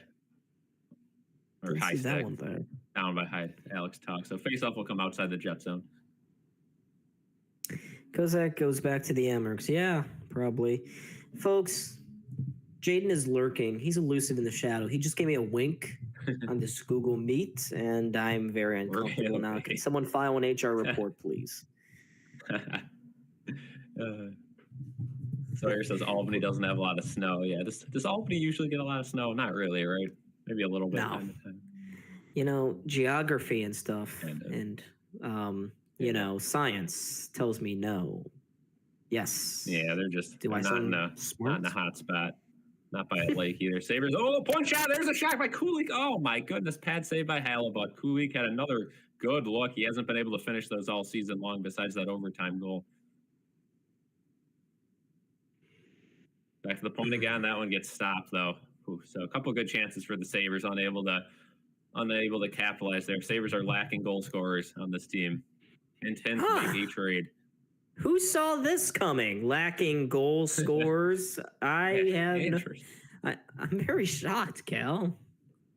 But that being said, they got 2 tonight already, and again, it seems when they're scoring goals, their defense falls apart, and when they're not scoring goals, their defense usually clutches up a little bit, and they just can't get it all going together at once.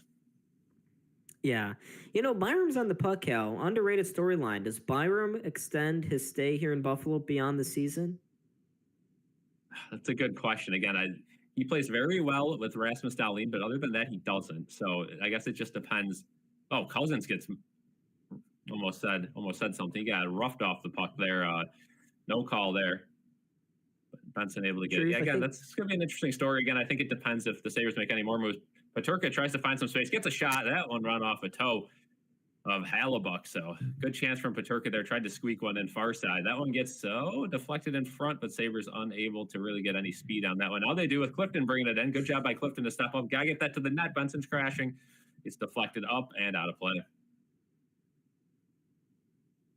All right, cool. We got a commercial break, folks.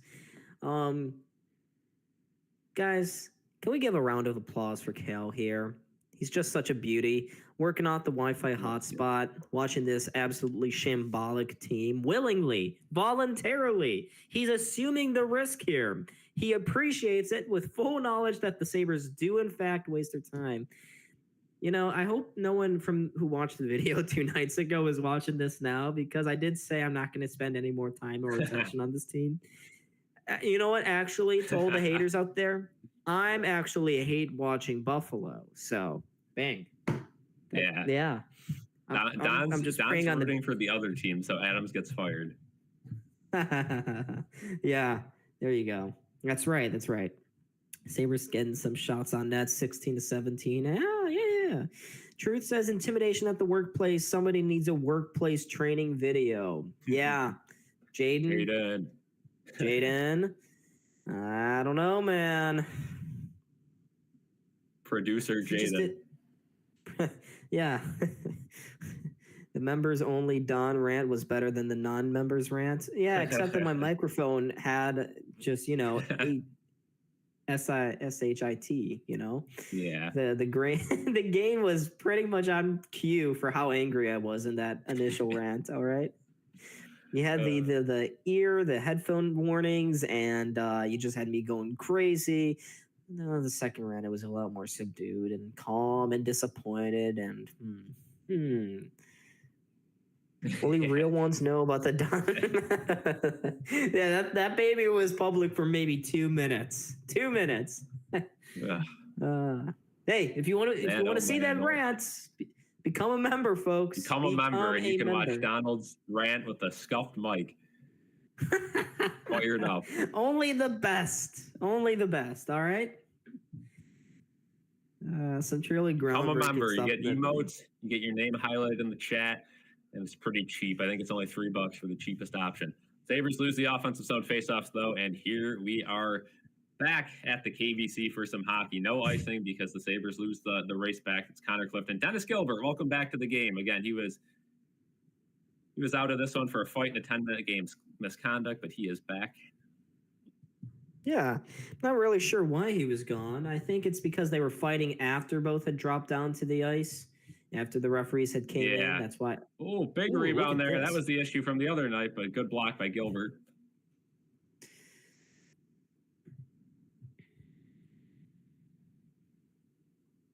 Tage, come on. Nope. Sabres need a win tonight. I know it's going to be hard against this Jets team, but you absolutely need a win tonight. A loss would just be catastrophic. Krebs, nice move there, but turns it over again. Just sloppy play from the Sabres. Krebs has turned it over a whole lot over this we're on a 4-game losing streak right now. Only 4. Real ones haven't seen. This ain't nothing, right? This losing streak, nothing. Yeah, no. It's a piece. Good job by McLeod, though. McLeod falls down. Did the offsides? Yep. Yeah, that's offsides. Yeah, Ryan McLeod, you should. I can't repeat what he just mouthed there while the camera was still on him, but it was not a naughty. It was a naughty word, folks. If you're below the age of 16, don't watch the Sabres. You should keep watching us. Only us. We're back to the OG days of the Don and Cal. They did the Alex Tuck mic'd up the other night, and he wasn't saying too much. They kept calling him, and he was just standing there. It was like, why even show the highlights? Yeah, that makes sense with this guy. Was he saying anything before the Sabres went down? Went down in that game? That's the question. Yeah, I don't know if they knew when they were recording him or not, but they kept cutting to highlights of his mic'd up, and it was just him standing there awkwardly on the bench, like, come on, yep. Oh, I haven't noticed this until now. Is Jack Quinn scratched? Yeah, no Jack Quinn. That's why Kozak slots in. So another game for no Jack Quinn tonight. Wow. Do we know if it's an injury thing or if it's I think he's just getting scratch? sat. He was skating, morning skate. He was the last guy off the ice. So usually that just means healthy scratch. So wow. I think Lindy Ruff's had enough of his toe drag shots into shins. Yeah, I would too. I guess Lindy listened to me and saw my video. He listened to me. This guy's a 1-goal disappointment and sad his ass. Thank God. The issue with him too is he's not a Lindy Ruff type player, right? He's the complete opposite of kind of what Lindy Ruff plays. So it's a combination of him not fitting the system and him, maybe a little bit slow from injury getting back. Well, Cal, this is actually good for him because he's going to have a really good night at Chippewa tonight. Yeah. Real rested. He's not going to be all sweaty and smelly. He's going to be right in his suit, fresh, a little cold, but everyone's cold. And he's going to hit those dance floors like no other has seen before. Yeah, I know a lot of people complain about the city streets in Buffalo. Again, I'm a little outside the city, so I don't know exactly what condition they're in, but a lot of wind this morning probably block some people in the day. Lindy Ruff, that's going to be a nice thing. Yeah, Lindy Ruff instructed the snowmobiles and snow plows to put all the snow in front of Jack Quinn's driveway this morning, just so he couldn't get out. I was hoping they blocked the Jets in because definitely don't want to play a team as good as the Jets after a 4-game losing streak. Would have been nice if this one got delayed, but that being said, I think the Sabres, as I mentioned earlier, are facing the Jets at the perfect time. If you want to beat them, now's the perfect time. They've been struggling as of late. Why does Scott Arniel look like he's from the 80s with that hairdo? I mean, wow. Yeah. Wow, he looks 80s. What was the USA coach during the Miracle on Ice? Ramsey? Mike Ramsey? No. I'll think of it. I know. Smooth Peter knows in the chat. He can say it if I don't think of it. Who's that, Cal? Who's Smooth Peter? Hey, Peter. Smooth Gaming, yeah. Oh, okay. Same sort of name, Do you know who Smooth Gaming is? Because I know he's a mod, but you made him that mod. I don't know who he is. I think he's gonna have to reveal not only his name, his full name, his phone number, his middle name, email address. Like, we're talking about all of it. Because, I mean, he's yapping a lot in chat. Yap, but, a lot of yapping.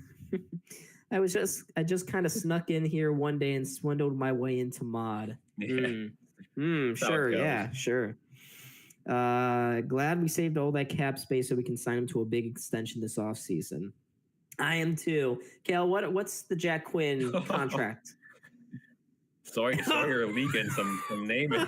Oh, Jaden! No! Another one bites the dust. Is that all of us? Because I think your name is out there. I think so. Yeah. It happens to the best of them. Oh no! Oh no, mate! No, Jaden, I'm so sorry. That's on you, man. That's on you. You should have covered it up. That's what you get when you got the BSC in the bio. That's what you get. He showed his name on the stream when he joined the Google. Yes. Yeah. Detroit's up 7-0 on Green Bay. Good update. Again, there is a chance I stay on stream. It depends how my internet holds up after the game to stream that Thursday night game. We'll see what the score is. But again, that's about as good of a football game as you're going to get the rest of the way. Yeah. While we're on the topic of the Detroit Lions, Cal, I was thinking about doing a Bills Detroit stream, maybe. Yeah, I was bringing it up in chat too. Again, people were asking for the Rams game. Neither of us can do that one, but the Lions definitely might be a thing. I'm excited to make content. I'm at least going to make 2 to 3 preview videos for that game because it's that big of a game, right? Both teams fighting for the 1 seed in their conferences. Especially after this week, the Chiefs, if they lose to the Chargers and the Bills beat the Rams, all of a sudden they are tied atop the AFC, and the Bills have that tiebreaker. So it'll be interesting to see what happens the rest of the way. Again, it's the Chiefs. We'll see what voodoo magic they put on the Chargers to squeak that one out. But yeah. Smooth Gaming says, I was in class. Give me a break. I'm so sorry, Sir Smooth, Sir Peter, Mr. Peter. Yeah, I mean, I was thinking about since... Oh, Jets in front. That one's Good save there. And now the Sabres will get it out. Nope, not out. Nope. Now out of play. Nope, not out of play either. Sabres can't get a bounce here. Kale, you're 0 for 2 here, man. I know. Oh, in front of the net, not covered up. What's UPL? Oh my goodness. Just hit wide. the post. Got a little clipper there. The Jets are just going crazy right now, trying to find a guy open in front of the net. Henry Okiaru, do something, anything. Oh, come on, Power. Yeah, you know what deep pairings out there when we're getting bullied in front of the net. That one almost gloved down, but still wide. And the Jets are still buzzing. Sabres are in a bad spot right now. They got to get the puck out. Power's trying to skate to it, but he's just not fast enough to get to it. Now he's going to have it tied up along the boards, but the Jets' top line is still controlling the play here in the Sabres zone. Pionk almost gives it away again. It would have been a second time in the game, and Jokiharju just gets stripped of the puck behind the net. Power's nowhere to be seen on this guy, and UPL able to hold on to it. Get that deep pairing off the ice, please. Sawyer, Fonlade, Lalick, Tig, and Aiden Jealous. Huh. You love to see it. These are some interesting names. Kale, do you wish to comment on that second apparent name? Lao Sick Tig? Yeah, I'm not sure what we're talking about there, but it's a combination of letters. Yeah, of course. Who? Anyway, Sabres win the defensive draw here. Jacob Bryson is able to get it outside the zone, and here come the Sabres back to the right, 2-on-2 with speed. JJ Peterka looks for a shooting lane, waits, now he shoots. That one crawled up Hellebuyck's shoulder, but didn't go in. Benson dumped to the ice. Of course, there's no penalty called because it's Zach Benson. He never gets penalty called for him, and now the Jets bring it back up the other way. Into the circle now. Sabres give the puck back. Benson gets stripped along the boards. That's a bad giveaway. And the Jets get it back to the point. Now they have a wide open lane. They get it across. That's going to be a shot on net. And just slipped wide. I thought that one might have went in. Sabres are starting to get into some bad habits. Right in front of the net again. Oh my goodness. Connor just missed that one. Good save by UPL. And the Sabres still can't get outside the zone. Now they will with some speed. JJ. Come on, JJ. Do something. He's getting interfered with. Now my God. No. Oh my God. Behind the play. No icing there. Unbelievable that's not a penalty right there. That is so interference. Gets sandwiched completely away from the play. Gets brought down the ice. No call. Just what a joke. Now the Sabres keep it in the zone. Here we go. In front of the net. Whoa, half spin move. Now it's loose in front. And the Jets knock the net off. There'll be a whistle. I mean, come on. These referees are letting this game get a little out of hand. Are they talking about this for a penalty, maybe? Delay of game? Referees are huddled over by the net. Was it on purpose? Well, this ain't the replay we want, MSG. Hey, MSG, move. Okay, here we go. Oh, yeah. He just ran straight into it. Come on. I mean, the Matt Murray Classic. And then a look at this, what should have been a trip. Peterka trying to get through the sandwich of Jets defenders, and they just don't give him space. Away from the play. Let's talk about the move, though. Beckham Allenstein put on out the outside there. Spinorama trying to chip it. This guy's playing with confidence. Yeah, that's Sabres hockey. There you go. There we go. Kozak, nice face-off win. Again, that's something he brings. He's decent at face-offs, which is nice. Is that why this is a nasty lineup out here? Kubel, Allenstein, Kozak, Dennis Gilbert. I mean, who let these guys in the league? This is some true Kevin Adams hockey. Oh, Smooth Gaming says offer still stands on the Malenstein trade. There is on Etsy, there is a Beck Malenstein custom design shirt. If anyone wants to drop $25 in the chat or any money, it will all go to getting Smooth Gaming that t-shirt. His favorite player is Beck Malenstein, and he will proudly wear that thing at least one day a week for the foreseeable future. If anyone wants to fund that in the chat. Poor Smooth. Poor Smooth. He's relying on your donations. It is a rocking shirt, but guys, Jaden, sorry, excuse me, Smooth Gaming. Ooh. Ooh, PETA? No, I don't know, but Smooth Gaming doesn't have a shirt on. He's been going shirtless for the last 3 months now. He needs a shirt. This isn't false. I'm telling you the truth here. He needs you to buy him that shirt. So someone, please get Smooth Gaming a shirt.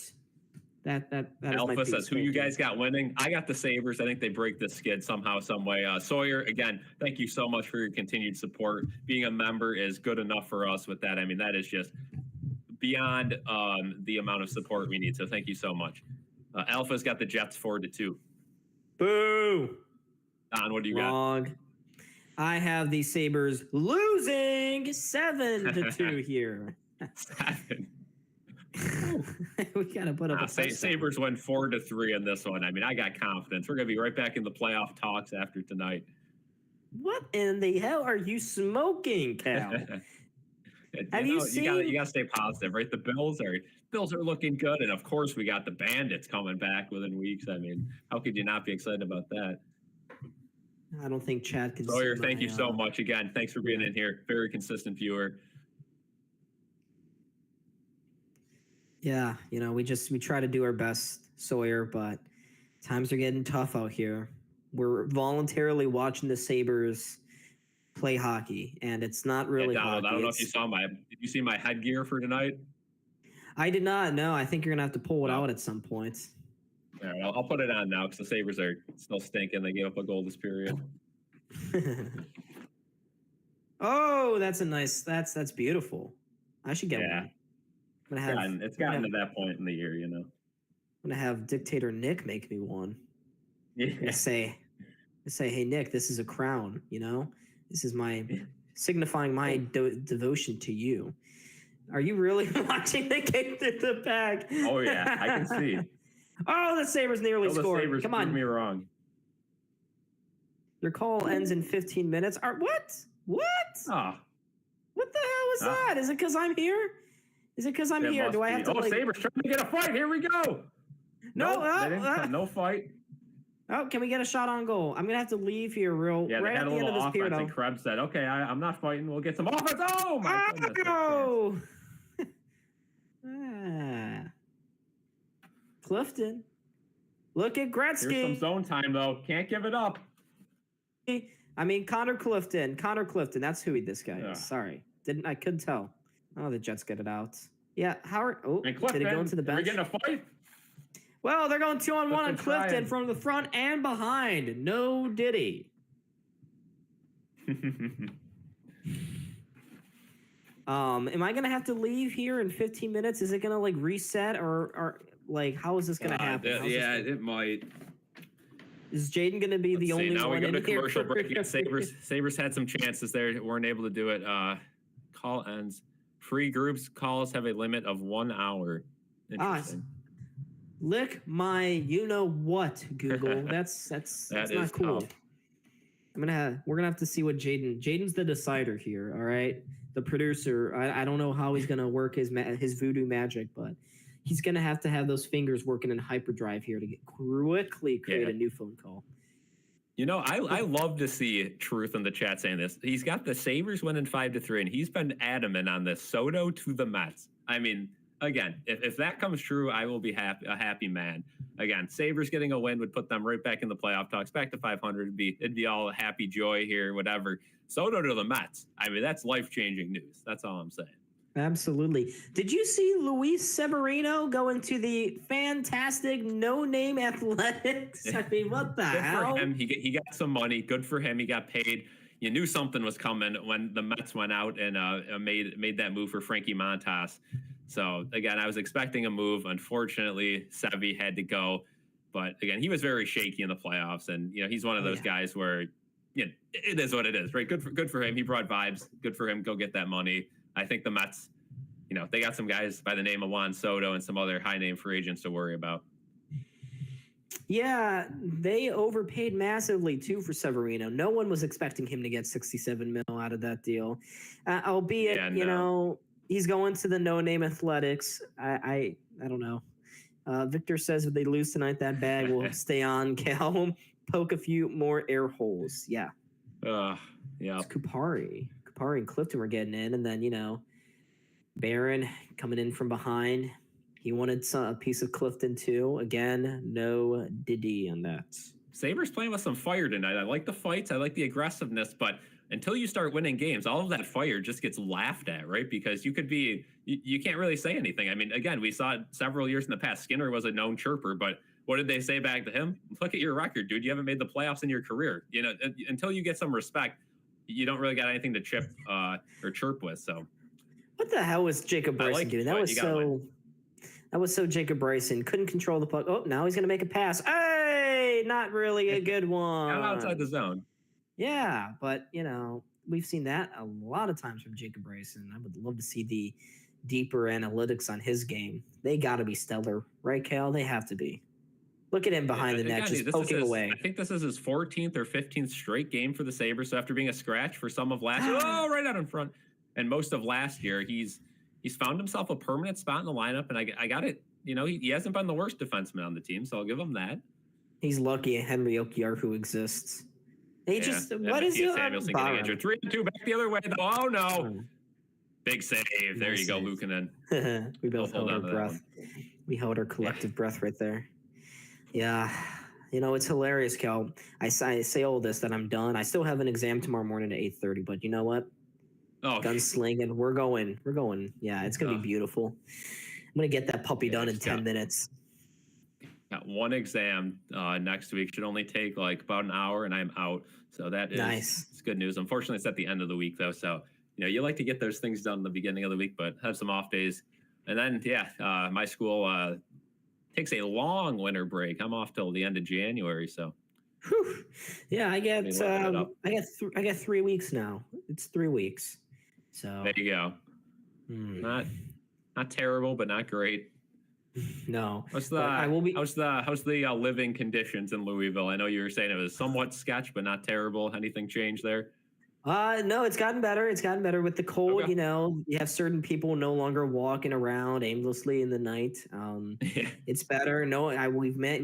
Nick and I have made sure to close the gate so that no one's just randomly walking up to our door, knocking in the middle of the night either. That's over. It's a great time. 4-4 Florida v Philly. Like we mentioned, me and Brandon will have to take a nice little trip up there in the summer. Check it out as tradition goes. But yeah, absolutely. The Sluggers Museum is here. You got the Sluggers playing, and I'm starting to hear Alonso is likely coming back to the Mets. What? Really? That's what they're saying. They're saying Alonso's the favorite. Wow. 4-4 Flyers in Philly now. Come on, we need Florida to win that one. Get Philly out of the wild card. That stinks, but it's okay. They'll see what happens there. Sabres fourth line's buzzing. Mallenstein getting held. No call. Fans wanted a call on their feet. Yeah. Nothing forthcoming from the referees there. Look at Beck Mallenstein. Look at him. It's not even funny anymore. He's actually playing good hockey. Can't. Oh my! That ain't no penalty either, I guess, because he had the puck, but gets triple team there along the boards. Now the Sabres finally give him some help. Abe Kubel along the boards. Kozak now. Oh wow! Watch that stick. Gilbert at the point. Come on, Gilbert, get a goal, buddy. In front. Oh! Tyson Kozak! Yeah. It's Kozak! Oh! Look at his parents go. In his first NHL game, Tyson Kozak, as tradition goes for the Sabres, gets a goal, a big one to put the Sabres up 3-2. What a great moment for the rookie there. His first game played. Great work along the boards there by the Sabres' fourth line. They throw it out in front, right where it should be. Hellebuck, no idea where it was. The initial redirection got blocked in front by Pionk. Falls right to Tyson Kozak, high in the slot. He's able to put a top binsies for his first NHL goal. You love to see it. Puts the Sabres out in front. That's a big lead, Cal. Only a minute and change left in this period. Yeah, was it Lucas Rusek or was it Brandon Byro who scored in their first game too? I believe last year or 2 years ago. One of the two. It was Rusek against the Canadiens. Lucas Rusek, yeah. Yeah, Rusek, yeah. But what a great moment for Kozak. Look at that smile. They're challenging for goaltender interference. Cal, I told you this, right? Didn't I tell you this? Yep. No way. No. It is the exact same thing. He skates across the top of the crease, clips the goalie, but he's getting pushed into him. It's the same thing. If they call this goaltender interference, it's an absolute joke league. It is the same thing as the prior one. Yeah, I swear. I think, Byro did score. So he scored twice, against Arizona? Yeah, I think so. We got 7 minutes, Google Meet. We're going to make this work. We're going to make this friggin' work. Yeah, Jaden's working the lines here. That has to be a good goal, right? Am I missing anything? Ballenstein bowling ball across, but he's not in the crease, and he's getting pushed from behind. There's pressure on him. It's not like he's situated in the crease. You know, Cal, I kind of predicted this would happen. Didn't I? Did I not predict this? Did I not predict this? If the referees come back, yes, by the logic that they use in the first period, this would be a good goal. But this is the NHL. We have no effing idea what is anything anymore. It's all just judgment calls. It's just blind judgment calls. We don't know. You can't take guys in a couple moments. The live stream is going to just come up with a be right back screen. We're going to have to reset the call, but the stream will keep going. So just stay in here. We'll be quiet for a little bit once it kicks us out, but we'll reset it. We'll be in chat. We'll be in chat though, updating you guys as to what's happening with the challenge. Although, okay, it'll be quick. Yeah, he got cross-checked across. You cannot call that goaltender interference. You really can't. Ooh.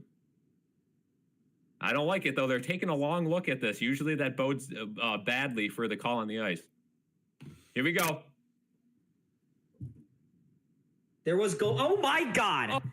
Oh, my God. My goodness. Oh, my goodness gracious. You are serious.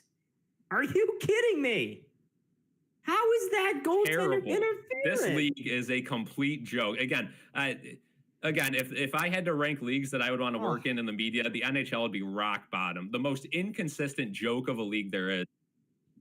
That's an embarrassing How is that call. Goaltender interference?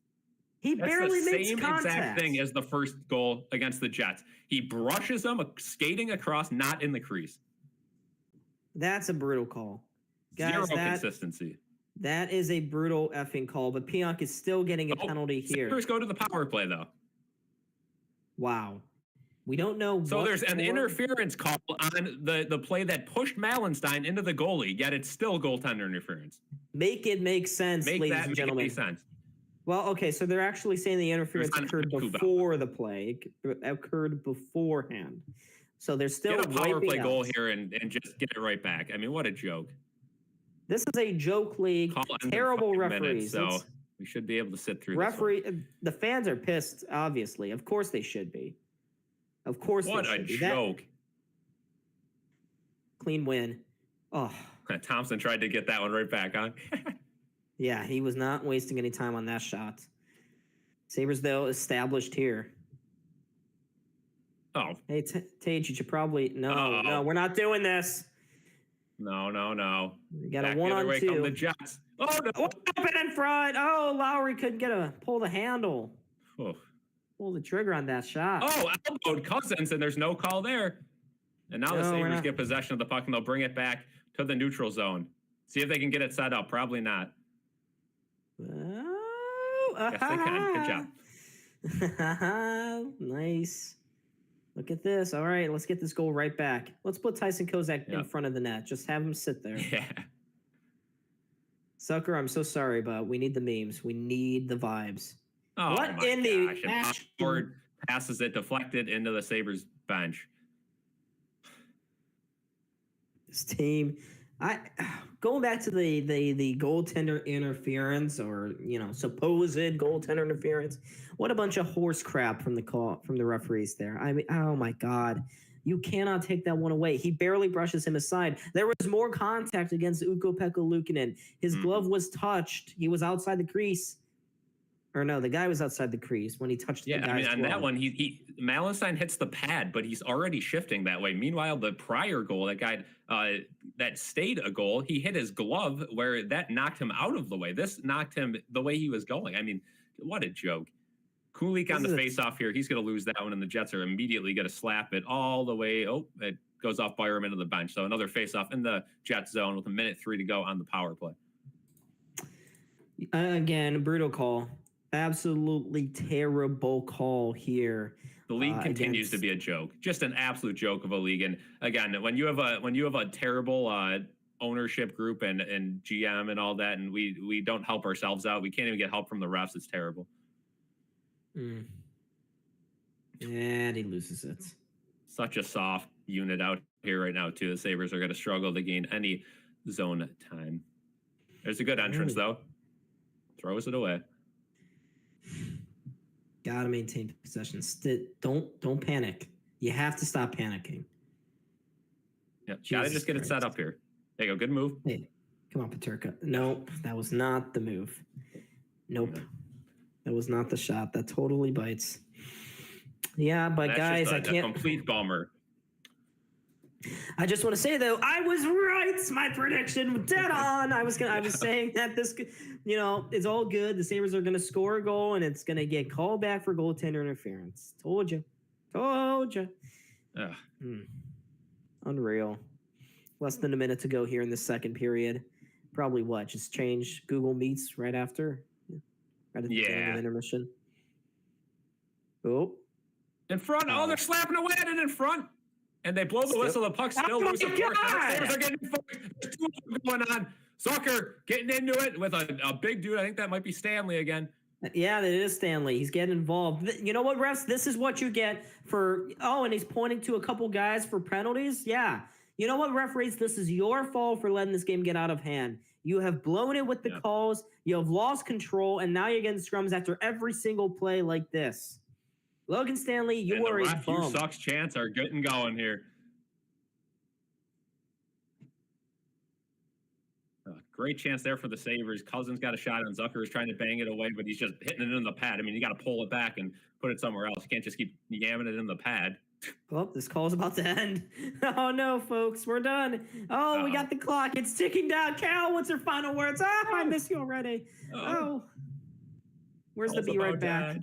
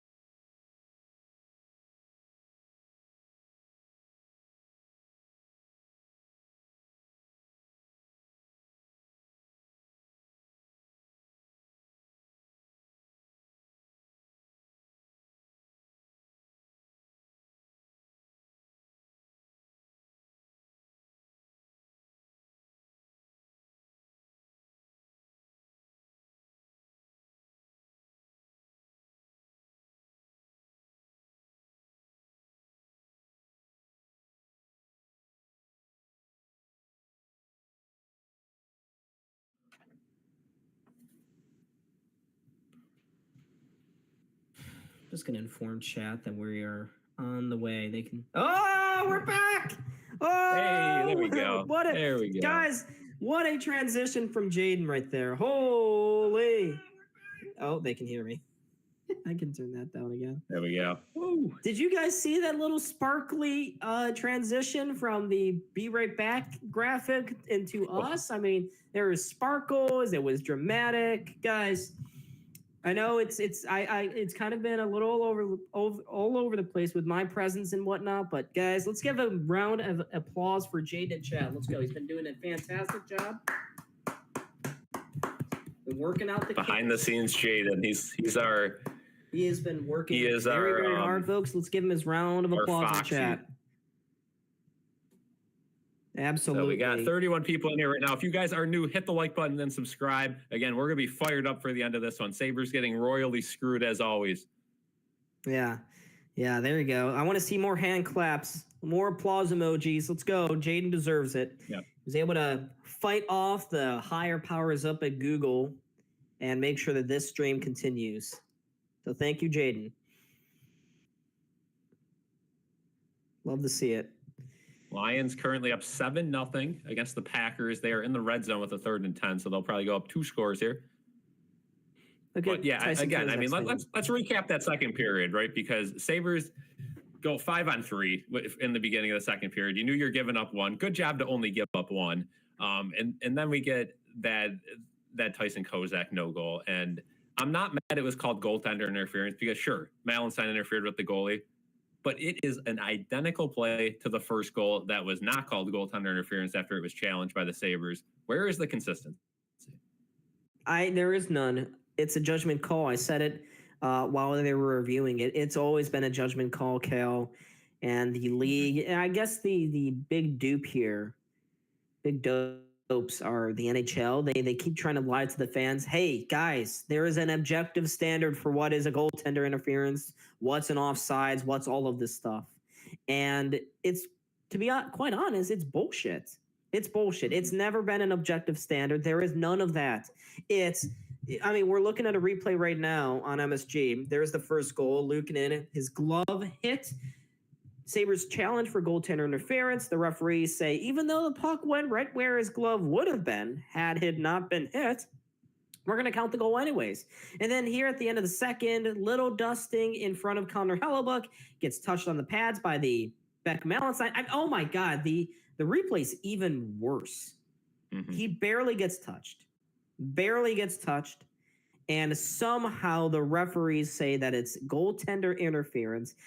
I mean, they're a complete joke, Cal. It's a travesty that they keep putting themselves into the firing line. They keep making the games about themselves when they don't need to. The Jets were on their heels. The Sabres scored. That should have counted. It should have counted. I can't. They have this new thing where they bring it back to Toronto for them to look at it to speed up the game, but it completely takes the refs who are in the action out of the game too. So again, you're trying to match the pace of a game. Again, each game, like we said, is called differently in the NHL. Sometimes they're calling every penalty. Sometimes they're not calling any of it. But that's the crew you have. And when you leave it up to Toronto, all of a sudden you have a different crew of people coming in, making calls, and it doesn't fit the style of the game. It's just an absolute mess of a league. And, they have to make some serious changes. There's a reason it's the least watched league out of the Big Four in the United States. Isn't it interesting, Cal? You say that, they claim that, yet we still have reviews that go for 4, 5, 6 minutes in this league. Not specifically talking about any Sabres game. I'm just talking about league wide. There are some reviews that take that long, folks. So there's so-called goal of trying to speed up these reviews, get the game going on again. It's not happening. Again, they are lying to us. They are lying. They're not truthful. The majority of the time, those are, it's inconclusive. So we look 10 minutes at a call for just to say it's inconclusive. It's ridiculous with this league. And again, it's night after night. It's not a one-time thing. It's not, you can complain about the NFL, complain about the NBA, but there's no league as inconsistent as the NHL mid-game, right? You look at multiple football games, they're called completely differently, but usually it's consistent throughout the game. If a crew calls a bunch of false starts, you better not, have movement at the line because you're going to get called. If a crew doesn't call a lot of pass interference, that whole game's, going to allow some pushing and shoving along the outsides. In hockey, a guy could get tripped mid-ice, no call. 2 seconds later, another guy gets tripped, it gets called, right? There's zero consistency. Yeah, there is absolutely no consistency. I will say, Kale, there is one league worse at refereeing than the NHL, and that is the Premier League. Oh boy, VAR is one of the worst reviews. If you think this is bad, ladies and gentlemen, go watch an EPL game, and you better pray to God that you don't see VAR, because VAR is one of the most useless hunks of malarkey ever. It's rigged. It's rigged towards the best 6 teams in the Premier League. So yes, it can get worse. I'm not saying that the NHL is good by any means, but put it into perspective, it's not the worst. But it's pretty damn bad. Where scoring is like nothing. Yes. Yeah. A goal can change everything. Yeah, it's brutal. It's really brutal, Cal. And how about Leicester getting a big win the other day, right? Propelling themselves in a safe spot out of relegation. Love to see it. They still suck. The only goal of this year is just don't get relegated. Build your way back up. Yeah, no.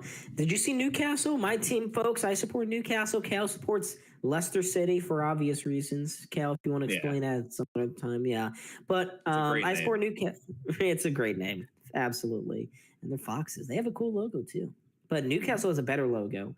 And Newcastle drew against Liverpool 3-3. Now, that was a thrilling game. That was a high-scoring game. And again, in that match, Cal, imagine this. Your goalie throws it out to midfield. 95th minute, you have 5 added minutes on at the end of the game. Newcastle's about to go in on a 3-on-1, and right as the ball crosses that midway line, the ref blows it dead. And he says, no, it's all over. Stoppage time is done. He blew it dead as the Newcastle I know United. there was a soccer game a couple months ago. It was USA versus Mexico, like under 18 or something, big game. And USA was up by 1, or I think they were up by 1, or it was a draw, and it was about to go to penalty shootouts or something. And it was like, I don't know, say they added 3 extra minutes. It was like 10 extra minutes, and they still haven't blown it dead. And Mexico got one more chance and scored, and they either won the game or tied it, and then they won later on. But it was the biggest fix I've ever seen in my life, and that's why I don't watch soccer. So, yeah, there's only one thing worse, and that's whatever boxing. Yeah, boxing. Whatever Jake Paul and Mike Tyson just fought, and that's the worst league. That's got some rigged scoring. Oh yeah, and it's not even the fake fights like that. I mean, even the real bouts are very fixed. UFC same way. Again, a lot of money on those. And speak of a judgment league, I mean, that's a league with 0 rules. Whatever judges you get can say whatever they want. It usually stands. Again, you can protest different fights, but I can't remember the last time I saw one of those get reversed. No, yeah. Speaking of that, is there UFC on tomorrow night or on 2 nights? Isn't there a good card? Let's look at it. I think there is. It's not one that I am going to go out of my way to watch, but I think there is. I think there's something UFC. What is it? Yeah, 310. There's Pedonia versus Kai Asakura. I have no idea. And then I think the only fight on that card that I'm interested in is Volkov versus Cyril Gane. That's a fun one. But other than that, not a ton of notable names. Both guys in the co-main are undefeated, 18-0 and 15-0. So maybe a fun night of fights, but personality-wise, just no one I'm really too interested in. Again, I watch the John Jones fight. I watch probably every 3rd UFC pay-per-view. Yeah. That makes sense. Everyone watched that. I know you're getting into it a little bit. You were watching it the last time we talked, so that was good. But yeah, Nick has been pulling me into the UFC. He's been watching every single one for the last 3 months, and now I'm starting to get into it. It's fun. It's cool watching these things. Now, are you paying for these, or are you? Nope. Are you finding a way around the loophole? remember, my good friend Ultra. They are. Good friends indeed. Good friends indeed. You're paying for them. I see. Yeah, paying the full. Kind of. Same thing with me. Yeah. Kind of. Yeah. Yeah, we're both paying Dana White our fair shares for sure. Yeah. Sawyer says we need a Dictator Nick appearance. Sawyer, I think that's as likely as the Sabres making the playoffs this year. Not to 80%? wreck your dreams and hopes. 80% we don't make the playoffs. Yes, if that's what you mean. Yeah, but Cal, I think we should get who should we get? We should get Jaden onto the stream. Jaden appearance. I think Jaden next stream got to do it. Yeah, we have to do it. I will gladly leave if Jaden wants to pop in and say hi. All right. No, poor Jaden. How about this? If the Sabres win, we get post game with Jaden. Let's see. Smooth gaming, dude. If you're in here right now, let us know. Or if you're down, if we win, quick post game sesh. Drop the verdict in chat.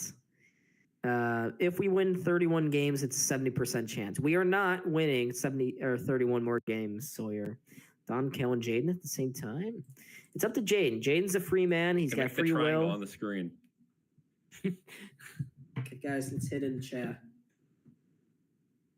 Yeah. Cal, come on, join in. Let's go. Let's go. Triangles up. We want Jaden. Is that Illuminati right here, folks? Oh. Nah, it's just the formation we'll be in if we have to go. But yeah, guys, again, the Sabres game, we're a little over 3 minutes till they come back from intermission. If you're the Sabres, you got to put that period in the past, right? It is what it is. You got screwed, but you're still in the game. It's tied up. At least get a point out of this one, end this losing streak, try to get 2, and I think they'll be fired up, right? We saw Alex Tuck go to the bench. He was clearly, ticked off. I think we're going to see a physical third period, and that usually doesn't go the Sabres' way. When games get physical, they kind of get distracted. They don't have that veteran presence to keep them focused. They're not strong in front of the net, so they're a team that doesn't really play good off that, but maybe they'll get a little fired up and get some good momentum going in this third period. Again, both teams pretty fresh, nobody having a back-to-back or at least the second half of a back-to-back. Yeah, we can only hope. I remember that I streamed this same matchup last season, and it was 2-2 going into the third period, and the Sabres ended up losing 5-2. So we have to be really careful. The Sabres got to remember history like that because it's not good history. It's not good. Cal, how do your reaction shorts work? Do you not watch the games until you see the highlights? Asks Sawyer. Yeah, so sometimes those are live. I'll be live streaming a Red Zone, but it won't be live on YouTube just to get some clips. So it depends what I'm live for, what I'm not. I usually just kind of go on. I'll put my phone up, watch Red Zone, and whatever clips we get, we'll do that. It's kind of luck of the draw. Some weeks we get 4 clips that are nice. Some weeks I'm live on here for 10 minutes and nothing happens. And it's just whenever I have time Sunday to be live and try to get some clips for those shorts for you guys to watch. But yeah, it's just kind of luck of the draw, whatever game I have on, try to catch the big moments with Red Zone and all that. And of course, obviously not watching Red Zone when the Bills play. So usually those shorts are coming out on games where days where the Bills do not have a 1 o'clock game. Which so we'll try to get some more for you Sunday. Next 2 weeks, actually, yeah. Yep, and then the Sabres have some 1 o'clock games down the year. Again, that last game against the Patriots, it's still TBD. But we shouldn't get primetime coverage with that. No. Maybe get Iron Eagle. Unless it's a win for the AFC. If we're in a spot where we could get that 1 seed in the AFC, they might flex it to a 425 slot with the Chiefs game. That is true. Yeah, that could happen. That you're right. Yeah, Red Zone. The issue with streaming it actually live on YouTube, we tried it, but it's just there's so many games going on at once. It's tough for people to come in here because people are kind of tuned into different games. And I don't want to just stream one game at 1 o'clock because I like watching Red Zone. Jaden, my laptop would spontaneously combust. You're doing this on your laptop? Holy smokes. Yeah, I can see why. I can see why you're concerned. My desktop gets going crazy when I was hosting a Cal and I stream. So wow, geez, that laptop's gotta be strong. But Cal, I think what the big question that chat they don't have the guts to say. Oh boy. It's what sort of treatment do you use to get your eyebrows to look the way that they do? I see that comment a lot. I mean, again, it's just natural talent over here with the brows. If we do make merch eventually, I mean, that's obviously going to have to be a shirt. But I mean, could you imagine a cartoon thing? We could get you out there with the hair exaggerated up. We get me with the brows, Jaden with the glasses. I mean, it'd be perfect. It would be perfect. Oh, that would be so funny. Oh my gosh!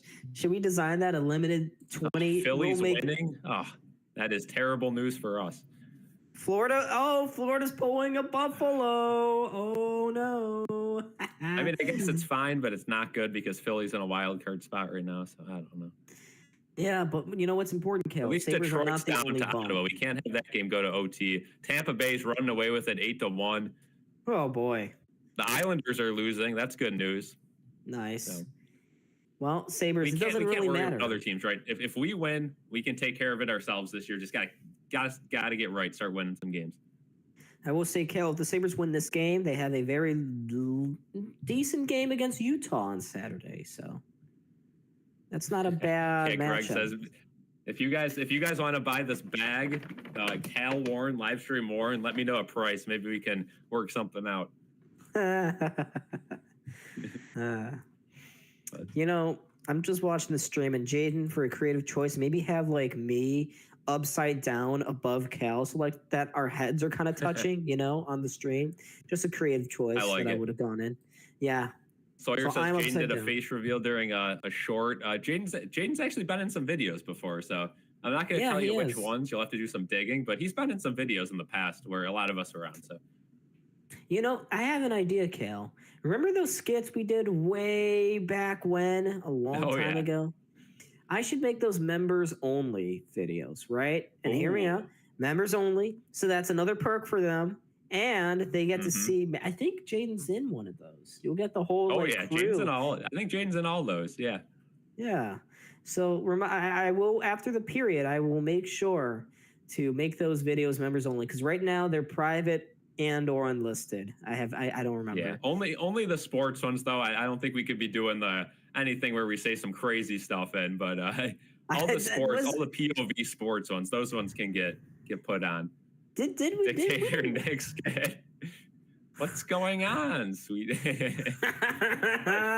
one. You guys know that one. You've been here since the beginning. But here we go. Third period hockey. Can the Sabres get it going here? They need a win. Tied 2-2. Sabres win the draw and immediately give it away. Lindy Ruff putting out the big guns here to start the period. Beck Malenstein, the GOAT. Sabres cannot clear. Oh, high stick. No Sabres call. player got high stick. No call. Oh my gosh, no call. Wow. Referees, you suck. You suck. Boy, do you suck. Oh boy, do you suck indeed. Let's take a look at the replay here. Maybe it was his own player that got him, right? All right, I'm or is it the puck? Maybe it was the puck that got Abe Kubel in the face. So I don't know. We'll get a better look here. Nah, gloved to the face, I think. All right. Okay, referees, you get away with this one. All right. Sabres going into the Jets zone.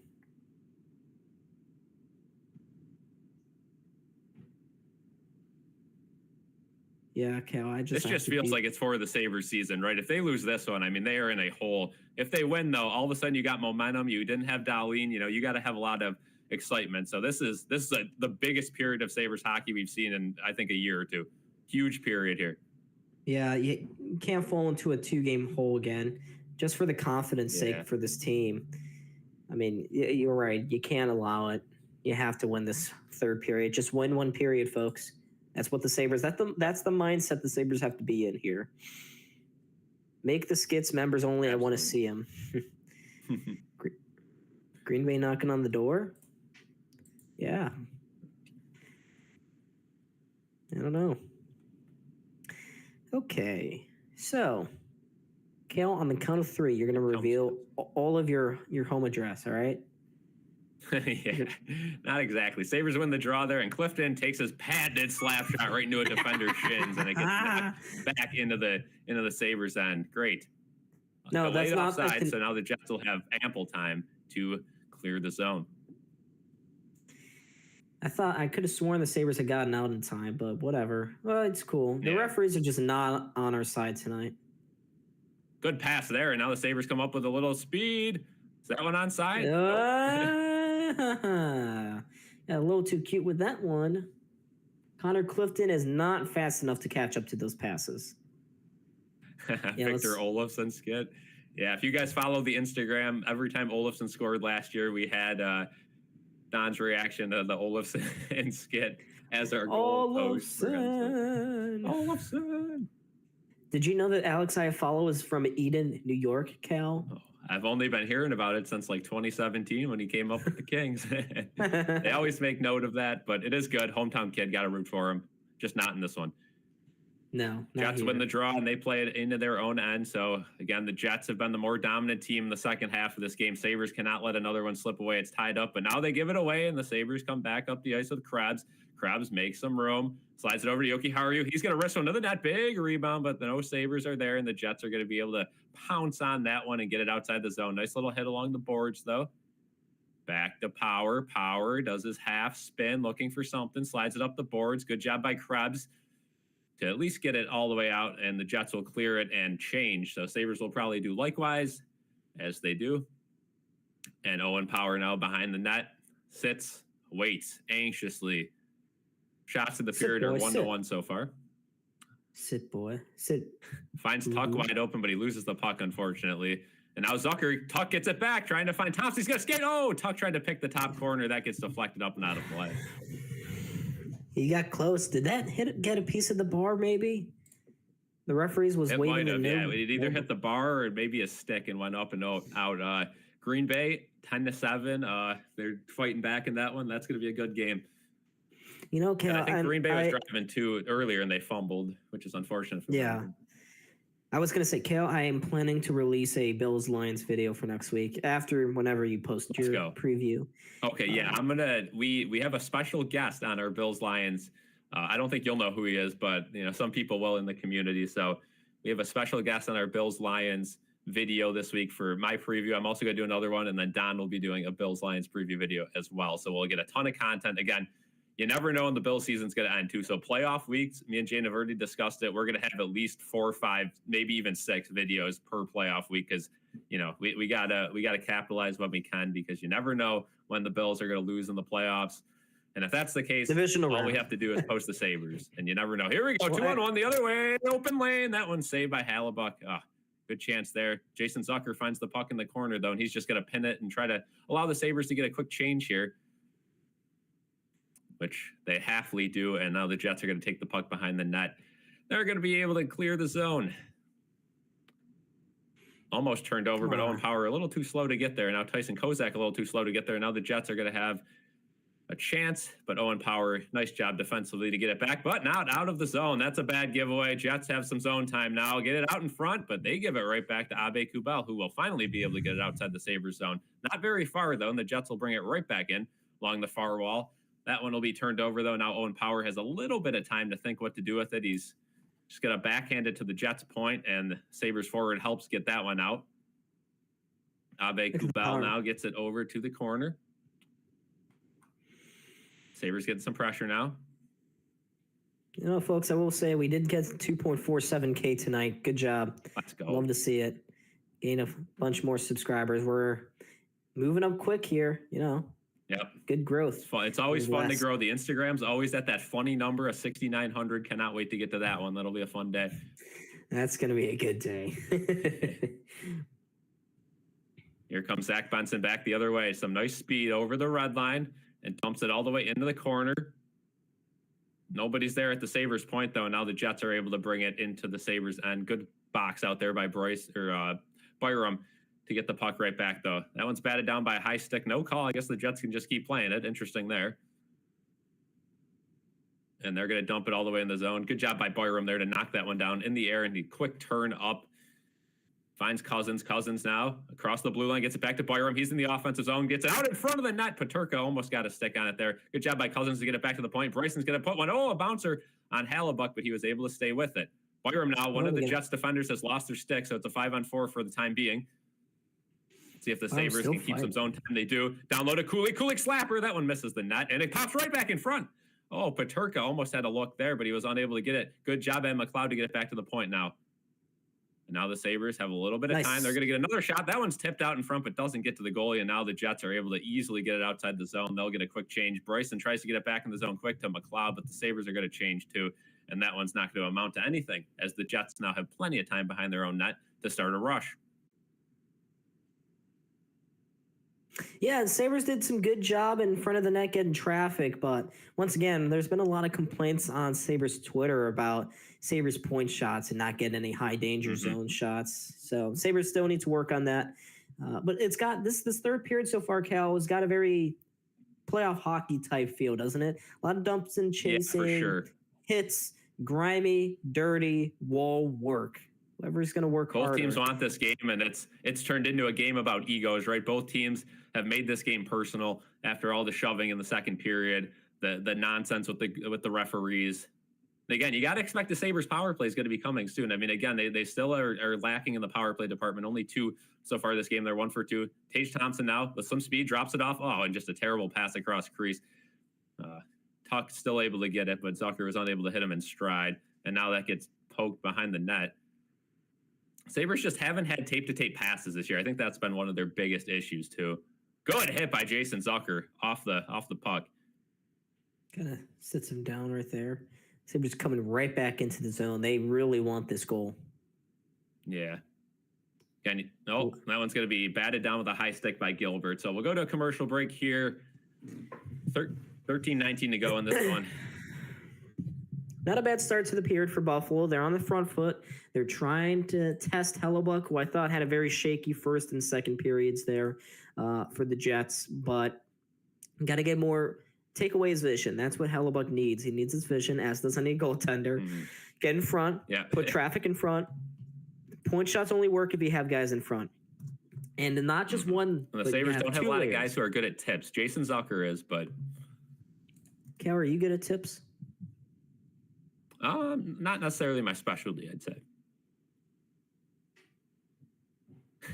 What about you? Sure? I'll throw the question right back. No. This is only me asking you here. This is not anything else. Okay. Yeah, I mean, I'm more of a sniper myself. Gotta get some good shots on. Sure. Have you been out skating? You out shooting this last few months? Have you been shooting at all?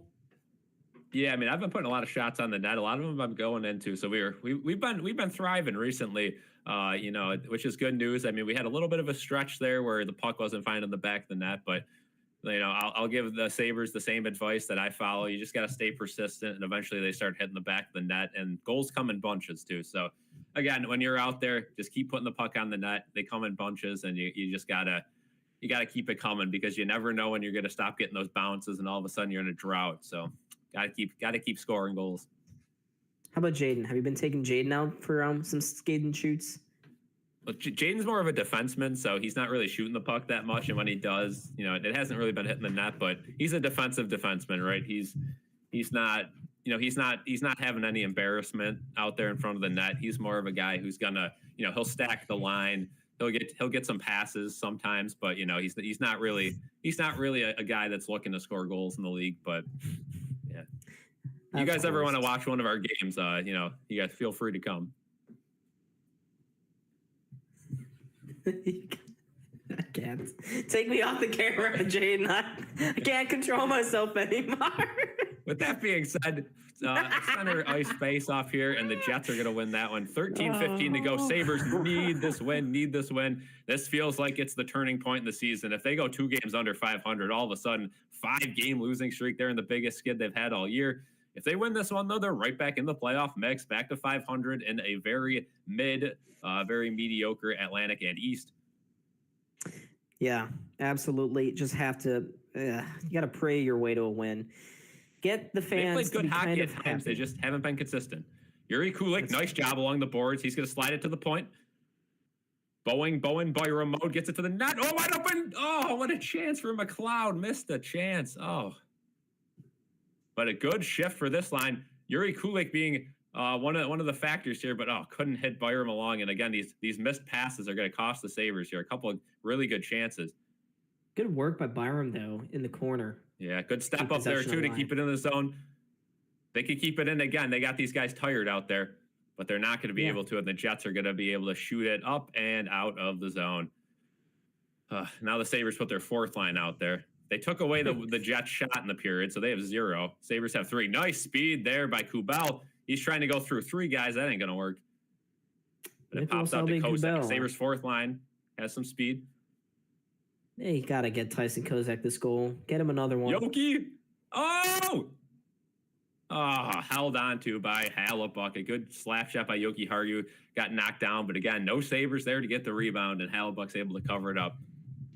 I don't know, Kel. Or Tyson Kozak's looking like a pretty decent fit here tonight on this fourth line. Yeah. I don't mind it. I think it's just matchup, but I mean, look at that chance. Oh, Ryan McLeod had half the net open. Couldn't hit it. That's tough. Right between the wickets. How many times did the Sabres? I remember back early in the season. Remember early in the season there where the Sabres couldn't hit offensive zone face-off. Yeah. Why? Oh, there goes the point shot that gets blocked right in the shins. He won it. I'm sorry. Who shot that? Yoki Arhu? I am not surprised. Yeah, Dylan Cousins, I did not know that was a part of your game there, sir. Yeah, Cousins has been very hit or miss on face-off. Some games he's right on. Some games he just can't win one. So, Peterka takes a hit along the boards, but Sabres are able to maintain possession here, and they're going to get it to the blue line and dumped it in. I don't know about that choice. You had a couple guys open at the line, but we'll see how it pans out. So it was me who screamed Olofsson. I'm the one who screams. No one else. No one. We got 18 in chat, folks. Appleton now one-on-one with Jacob Bryson, and now it gets popped back. Good back check, though, by Cousins. Sabres have had all the momentum lately, which, you could have the momentum forever, but until you score that goal, it could flip at any moment. Yeah, and this is the part of the game where you really... I think it happens because the Sabres are struggling to get it outside the zone. Clifton, why are we taking the puck that way?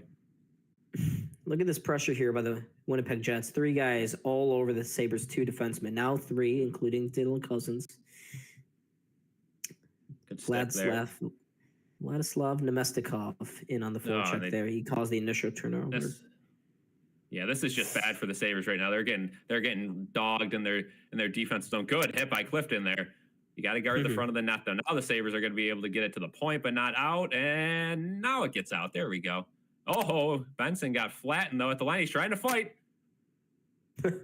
He's going after the wrong guy. And he's not gonna, And now Thompson gets it to center, and the Sabres will be able to make their final change. Got to be careful not to have too many men here. That's going to be a shooting lane. Oh, watch out. Kyle Connor, the Jets got their top line back out there. They have all the momentum right now as the Sabres struggled defensively there in the last 30 seconds. And it continues. Gilbert chips it to the corner. Nobody's there. Good steal by the Sabres and back the other way. Tuck with speed, but nobody's coming with them. Tuck shot on net. Go big to rebound. And Zucker couldn't find the back of the net. Now it goes back to the point. You got to keep that in. Great move there. Oh, my goodness. Good job there by Jacob or Bowen Barnum. Tuck. He's out of the net. Wide open net. No one can find the puck in the beginning. Oh, my God. Right in front of the net. No one could find it. In front of Zucker. Couldn't tap it in the open net. And the Sabres miss a couple of big chances. It's looking like the Avalanche game all over again. They can't put the puck in the open net. What a shift, but can't get it to anyone. Now Tuck's trying to get around. That should be a penalty. They're not going to call one. No holding, really? No holding there, and the Jets have some speed back the other way, and oh boy, they're going to find a lane.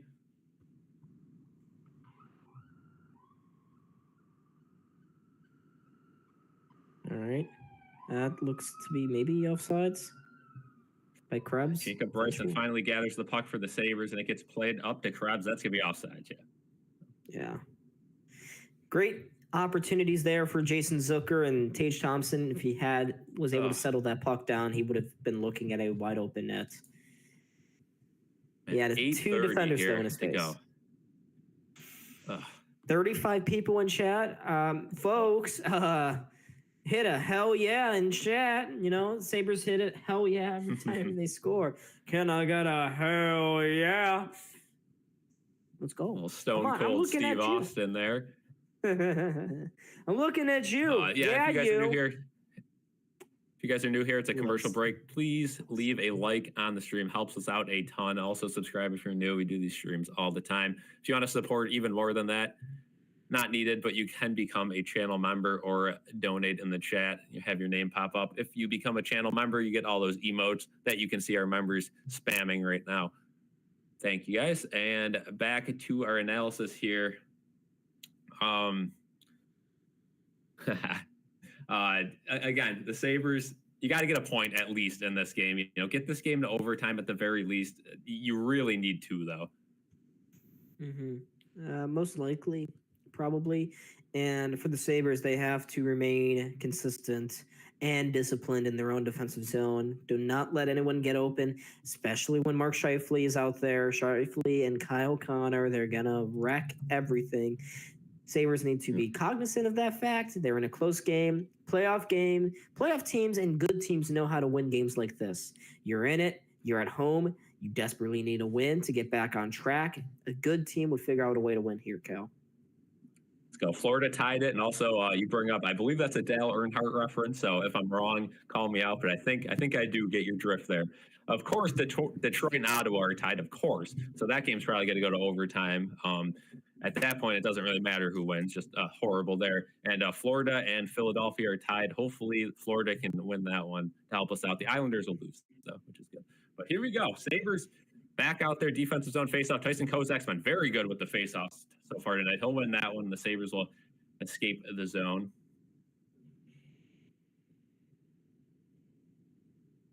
Hellebuyck gives it away. Oh, he's down in front of the net. No one's there, though. Now Power is able to keep it in the zone, but he can't find a shooting lane, and he panics, gives it back to Jokiharju.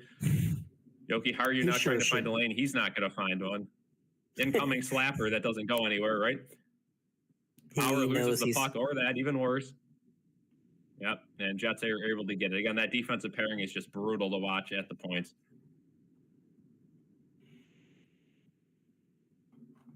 Good job by Malenstein to close off there, and now the Sabres are going to be able to get it almost outside the zone, but they can't get it out. Oh, this is not good. Again, Jets have one of their top lines out there.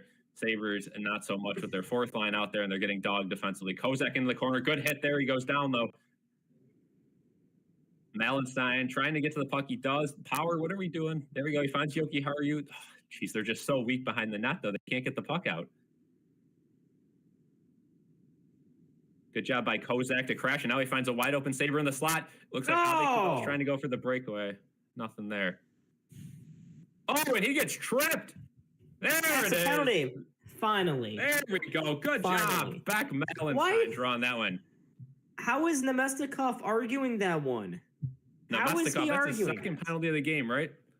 Yeah, come on. Really? He sticks out the leg, goes for a knee on knee. Oh, my God. Look at that.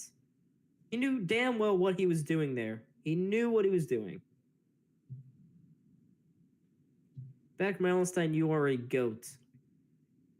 And Scott Arniel kind of has an exasperated look on the Winnipeg bench there.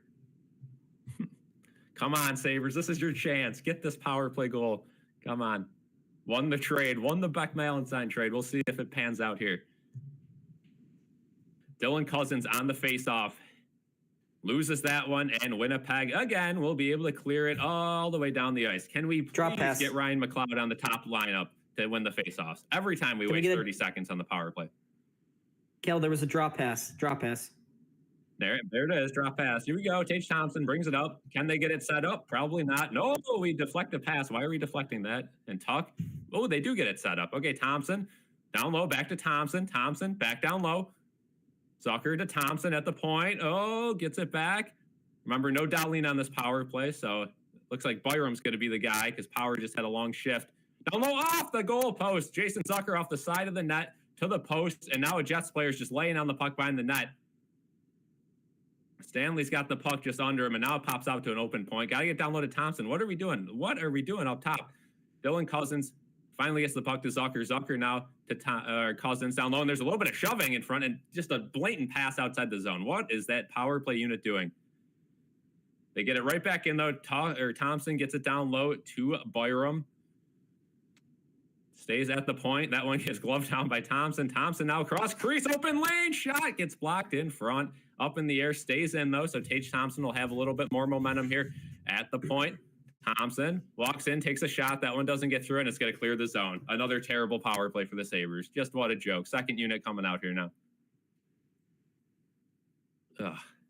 We need Less of this crappy passing. Get it. Here comes Get shots Power. on What's he goal. going to do? No drop pass. Now he drops it off to Kulik. A dangerous pass. If that got picked off, it was an on-man rush back the other way. Benson now behind the net. That's where he thrives, but he gets bumped off, and you got Krebs back there, too. I don't like this unit of both of them out there. That one's going to be held in, though. Good job by Yuri Kulik to keep that one in the zone. It goes back to him. He can't keep that one in. A terrible pass back to Kulik, and that'll be the end of the power play. So Sabres miss on an opportunity there. This power play continues to look completely garbage. JJ Peterka comes in the zone now. And oh boy, momentum shift for the Jets. That's a good kill for them with 5 minutes to go. We saw this last night, right? The Sabres had the last game. The Sabres had a power play, didn't connect. And then the Avs took the lead with like 3 minutes to go. No, that's a bad giveaway in front of the Sabres. Not right out in front. UPL. Oh my goodness, makes the save. And another shot. That one gets blocked in front. Good block by Benson. Krebs, you got to get the puck out of the net or out of the zone. And he does. Good job by Benson to kick it out. And the Sabres will get a wholesale change, but the Jets will be able to bring it right back in quickly. Great stick by JJ Peterka to shut that one down. Jets still have the puck in their own end now. Now they're going to try another breakout. That was a nice tip pass. And you could sense the Sabres are feeling the doom of last game where they were tied late and they couldn't win it. That one goes up and out of play. Ooh, a much-needed break for the Sabres team. 4:21. We'll head to commercial break. There's that panic again, Cal. Dylan Cousins said in the locker room, panic. And you can feel the panic on this team right now. Their ass cheeks are so tight right now. They really want that win. They can feel it. They can taste it. It's right there. So close, but they have to do more. They got to be a little bit better in their own zone here. Pucks have to get out. Another game against a really good team, but they're trying their best out there, and they need to get 2 points tonight. Again, around the league, the Islanders are losing. Detroit and Ottawa, they'll probably go to OT. It looks like they got 2 minutes left. Florida and Philly tied up. Hopefully the Flyers don't get 2 points there for our sake. Columbus is tied with Edmonton. So again, around the league, not looking great. Montreal, heck, they're in the playoff race at 10, 13, and 3 after a win tonight. All of a sudden, Tampa Bay is going to take that third spot in the Atlantic. So Boston falls back to a wild card spot. Teams are starting to get going, and the Sabres are going the wrong way. They need 2 points tonight, at least one to stop the bleeding. Sabres, if they get a win tonight, they're only a point back of Boston, and they have another game in hand against Boston. So it's very important here that the Sabres get these 2 points. It's if there's one thing, folks, you should take away from this game right now, the Sabres need 2 points. No more moral victories. Rob Ray last week against the Canucks. Oh, well, the Sabres were able to come back and get a point. Oh, that's so good. Good for their effort in the final 5 minutes. No, Rob, 2 points. That's what this league is built of. Getting 2 points. You need 2 points against this team who is, let's face it, they're better than us. They are absolutely better than us. The Sabres need 2 points here tonight. And again, getting 2 points or getting 1 point against the Canucks, that was different. That was a great comeback. We'll take the 1 point there. This is a game where you didn't come back. This is a game where you had the lead twice. So you cannot be satisfied with 1 point. Again, 1 point better than 0, right? Again, you're in a tight playoff race. Again, if you go 2 games under 500, though, with a regulation loss, it's a tough road the rest of the way. First line's out here right now. Sabres lose the face-off, and the Jets now. They get it down low. Yeah, you could just tell the Sabres they're not confident right now at all, especially without their leader of Dahlin.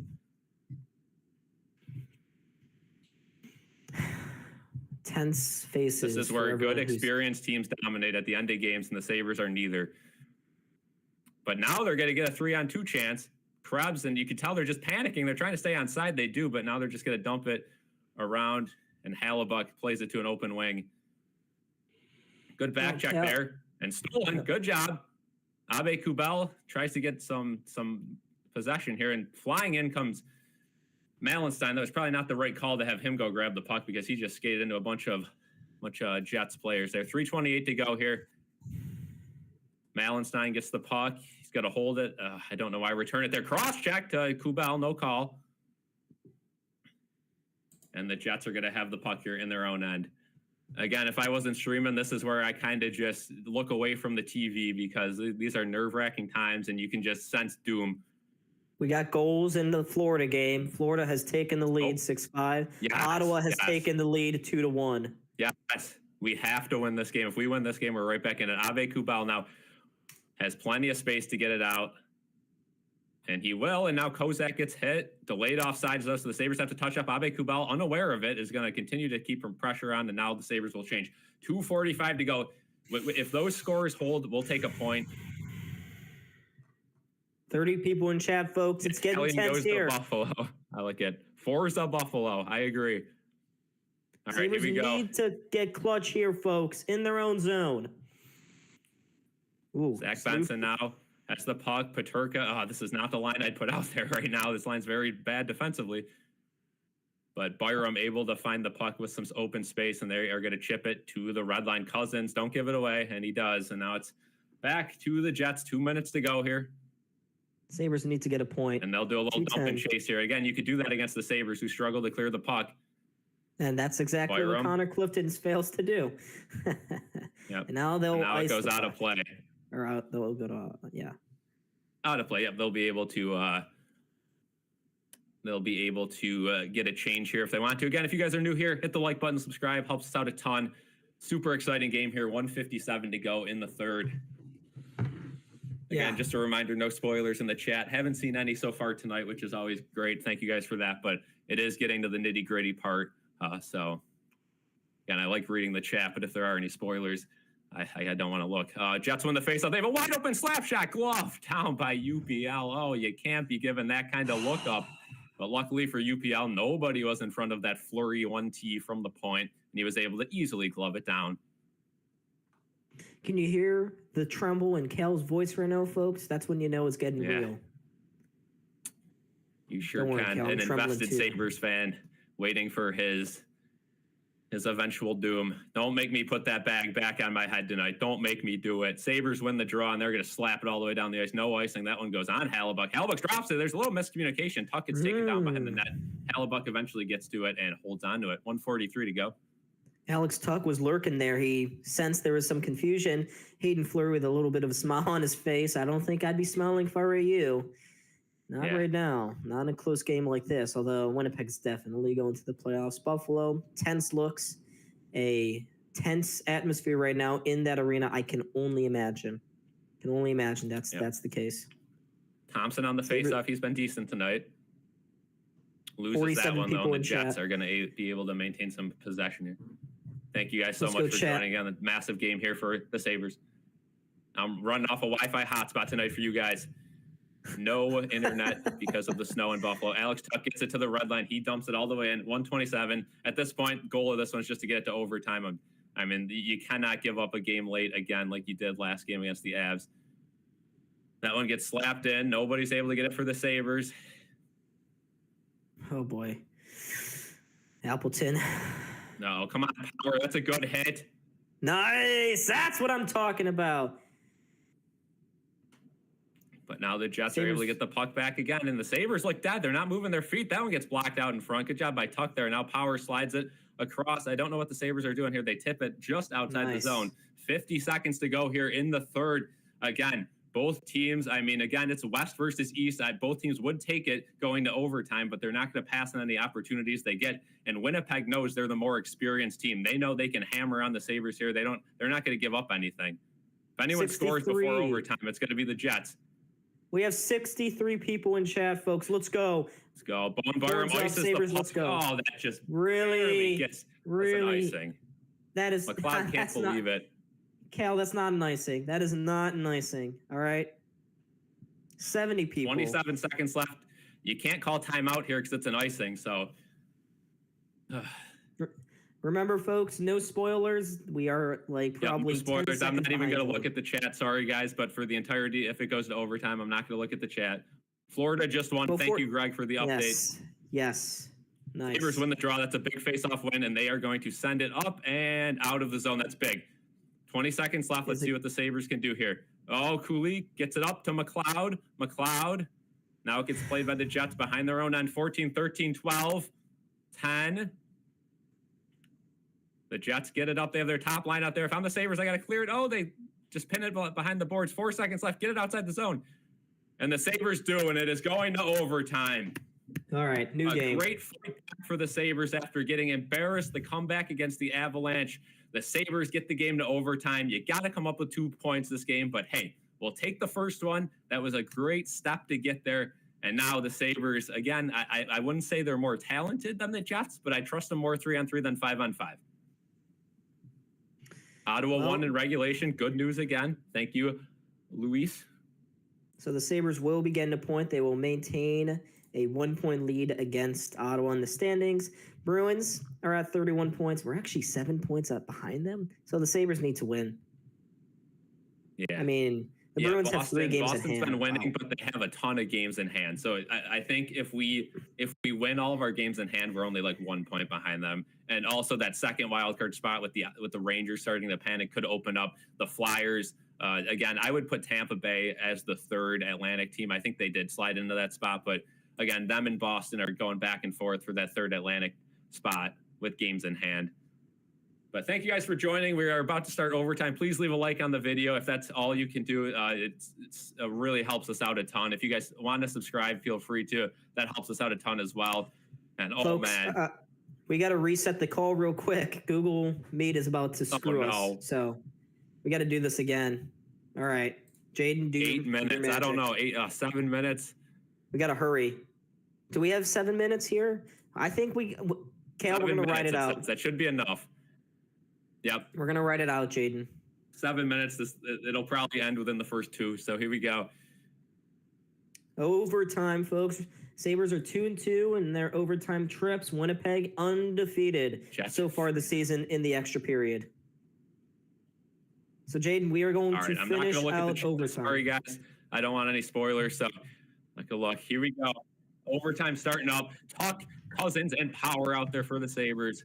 Scheifele out there to take the draw for the Jets, and the Sabres win the draw. Good job, Cousins. Again, no Dahlin, so Owen Power is going to be the starting defenseman for the Sabres, which isn't great, but he is an OT merchant.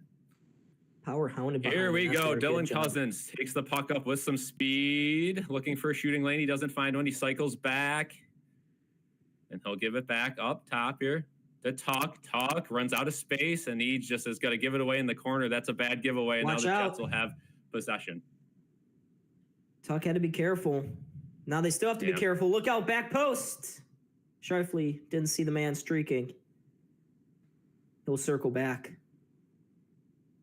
in the neutral zone here. Winnipeg with the possession right now, folks. Scheifele tries to get it. Oh, no, and this is just not good. They're just trying to find a lane here. Now they do. Cycling around. This is not what we wanted. The Sabres could not afford to give up that puck after the opening draw, and they didn't even get a shot. And now Cousins has this guy pinned against the boards. You got to put more of a body on. And he doesn't, and it gets cleared, though. The Sabres will at least be able to get a change. And now the Halibut's way out to play that one. And Tuck's going to be able to get the puck. Great job for Tuck. Play it back. And he doesn't. Oh, he can't get it back. It's given away. Terrible job by Tuck there. What are we doing? Sabres were able to get changes, though. Bowen Byram's out there now for the Sabres. But, and no one picks up their man. Toe drag. Good save by UPL. Now Thompson's out there for the Sabres, and he will skate it back behind the goal. Both teams will be able to change it up here. Oh, yeah. 3:30 to go. Thompson drop passes it now. Paterka back up to Thompson. Thompson to Paterka. They enter the Jets line. Paterka had a shooting lane, didn't want to take it. And he'll cycle it back to Owen Power, back to Paterka. Paterka still no lane here. They're going to cycle it around Thompson. Thompson to Paterka. Nice little drop pass there, but still no shooting lane. And Paterka's going to cycle it back to center ice. I'd get a change here from the Sabres. Can we get McLeod out here for some speed? You might. Yeah, it's something. You got to take the changes when you can in overtime because you don't want to give it away like they almost just do. Paterka now has no one behind him as the Sabres are going for a change. He has to do some nifty stick work, and now Thompson tries to get it, and it just gets stripped. Again, the Sabres, terrible job changing there. You get your defenseman to get changed, and it just doesn't work out. You got to give the puck up. Terrible job. And now you give up possession. So the Sabres make a change here. Kulik's out there. Paterka's out there, but he's a little bit tired. And then Bowen Byram, I believe, is the defenseman out there. But Scheifele has the puck at the point, and they're just going to wait for a shooting lane. May have. Oh. Good body there from Bowen Byram, and he's able to get the steal, and he's trying to get it out. Oh, no, and the Sabres can't get that one, and now the Jets come back the other way. Step up. Yuri Kulik now has it. Good drop pass there. UPL's going to step on it, and now Bowen Byram gets it. Sabres should make another change. Again, cannot change enough in overtime. Bowen Byram wide. Here he goes. He gets it up, and there's some good speed there. 2-on-1. Cousins. Oh, Yuri Kulik had an open net. Couldn't put it in, though. Blocked. and now he just shoots it out to an open point, and you got to play very safe there. You cannot give that puck away. Go behind Sabres net, don't. They have a 2-on-1. If they get the puck, they do. Yuri Kulik, he waits for help. Now he gets it away. What are we doing, Yuri Kulik? Oh, my goodness, a terrible job there again. Just take the shot. He's got to have confidence. He had no one in front of him. Tries to force it in. Scheifele goes down. No penalty there. And the Sabres turned over, but UPL, you got to be careful with that one. Plays it down to Yuri Kulik, and again, Yuri Kulik, but no one is going with him. They got to change. Kulik gets it back, so there we go. Sabres can get a change. Now, Bowen Byram's still out there, so he's going to look to dump it off and probably get off the ice. And now the Sabres quick 2-on-1 off the bench. Tuck, shoots, loose in front, no, back the other way. Oh, no, the Jets have a 2-on-0. Bowen Byram speeding back, though, and they shoot, it's saved. Still loose in front. They score. The Jets score. A repeat of the Avalanche game. Nobody can guard in front of the net. Disgusting overtime for the Sabres, especially Yuri Kulik. Terrible overtime. And the Sabres lose. It's over. Adam Lowry and the Sabres stay a game under 500. Just a terrible job in overtime. Passing up on every chance they got. A good hustle from Bowen Byram to end it, but just a terrible job there. Absolutely awful. When you're in Buffalo, you can't be streaking through the front of the net, Byram. You just cannot. And you have to be able to win those battles in front of the net, too. The Sabres just aren't doing that. And Byram breaks his stick along the post in frustration. Sabres have dropped now 5 straight games. They are 0-3-2 in those 5 games. They will remain 3 points out of a playoff spot here tonight. Winnipeg gets the 3-2 victory in overtime. And the Sabres' woes continue. They'll take on Utah again at the KeyBank Center on Saturday. Cal, you got to put the bag on. Yeah, put the bag on. But, hey, a big point for the Sabres. They gain points on the teams that have lost tonight. So, again, we'll take the point against a very good Winnipeg Jets team. You got to get 2 points against Utah on Saturday. It's better than no points, and we're still early on in the season. So we'll take it. There's still hope for this team. That was a big point. That was a big fight back. Again, referees screwed them over there. That there's no way. They got 2 goals screwed. 2 goals screwed. One of them's got to go your way there. But it is what it is, right? A lot has to happen. We'll listen to what Kevin Adams has to say tomorrow. Hopefully they make some trades of some sort. But, again, you got a point. You gained some points on some teams in the playoff race. Still a long ways to go. And that's a big one against the West Coast team. We'll take the point. Sabres, again, cannot get out of the pit of mediocrity here.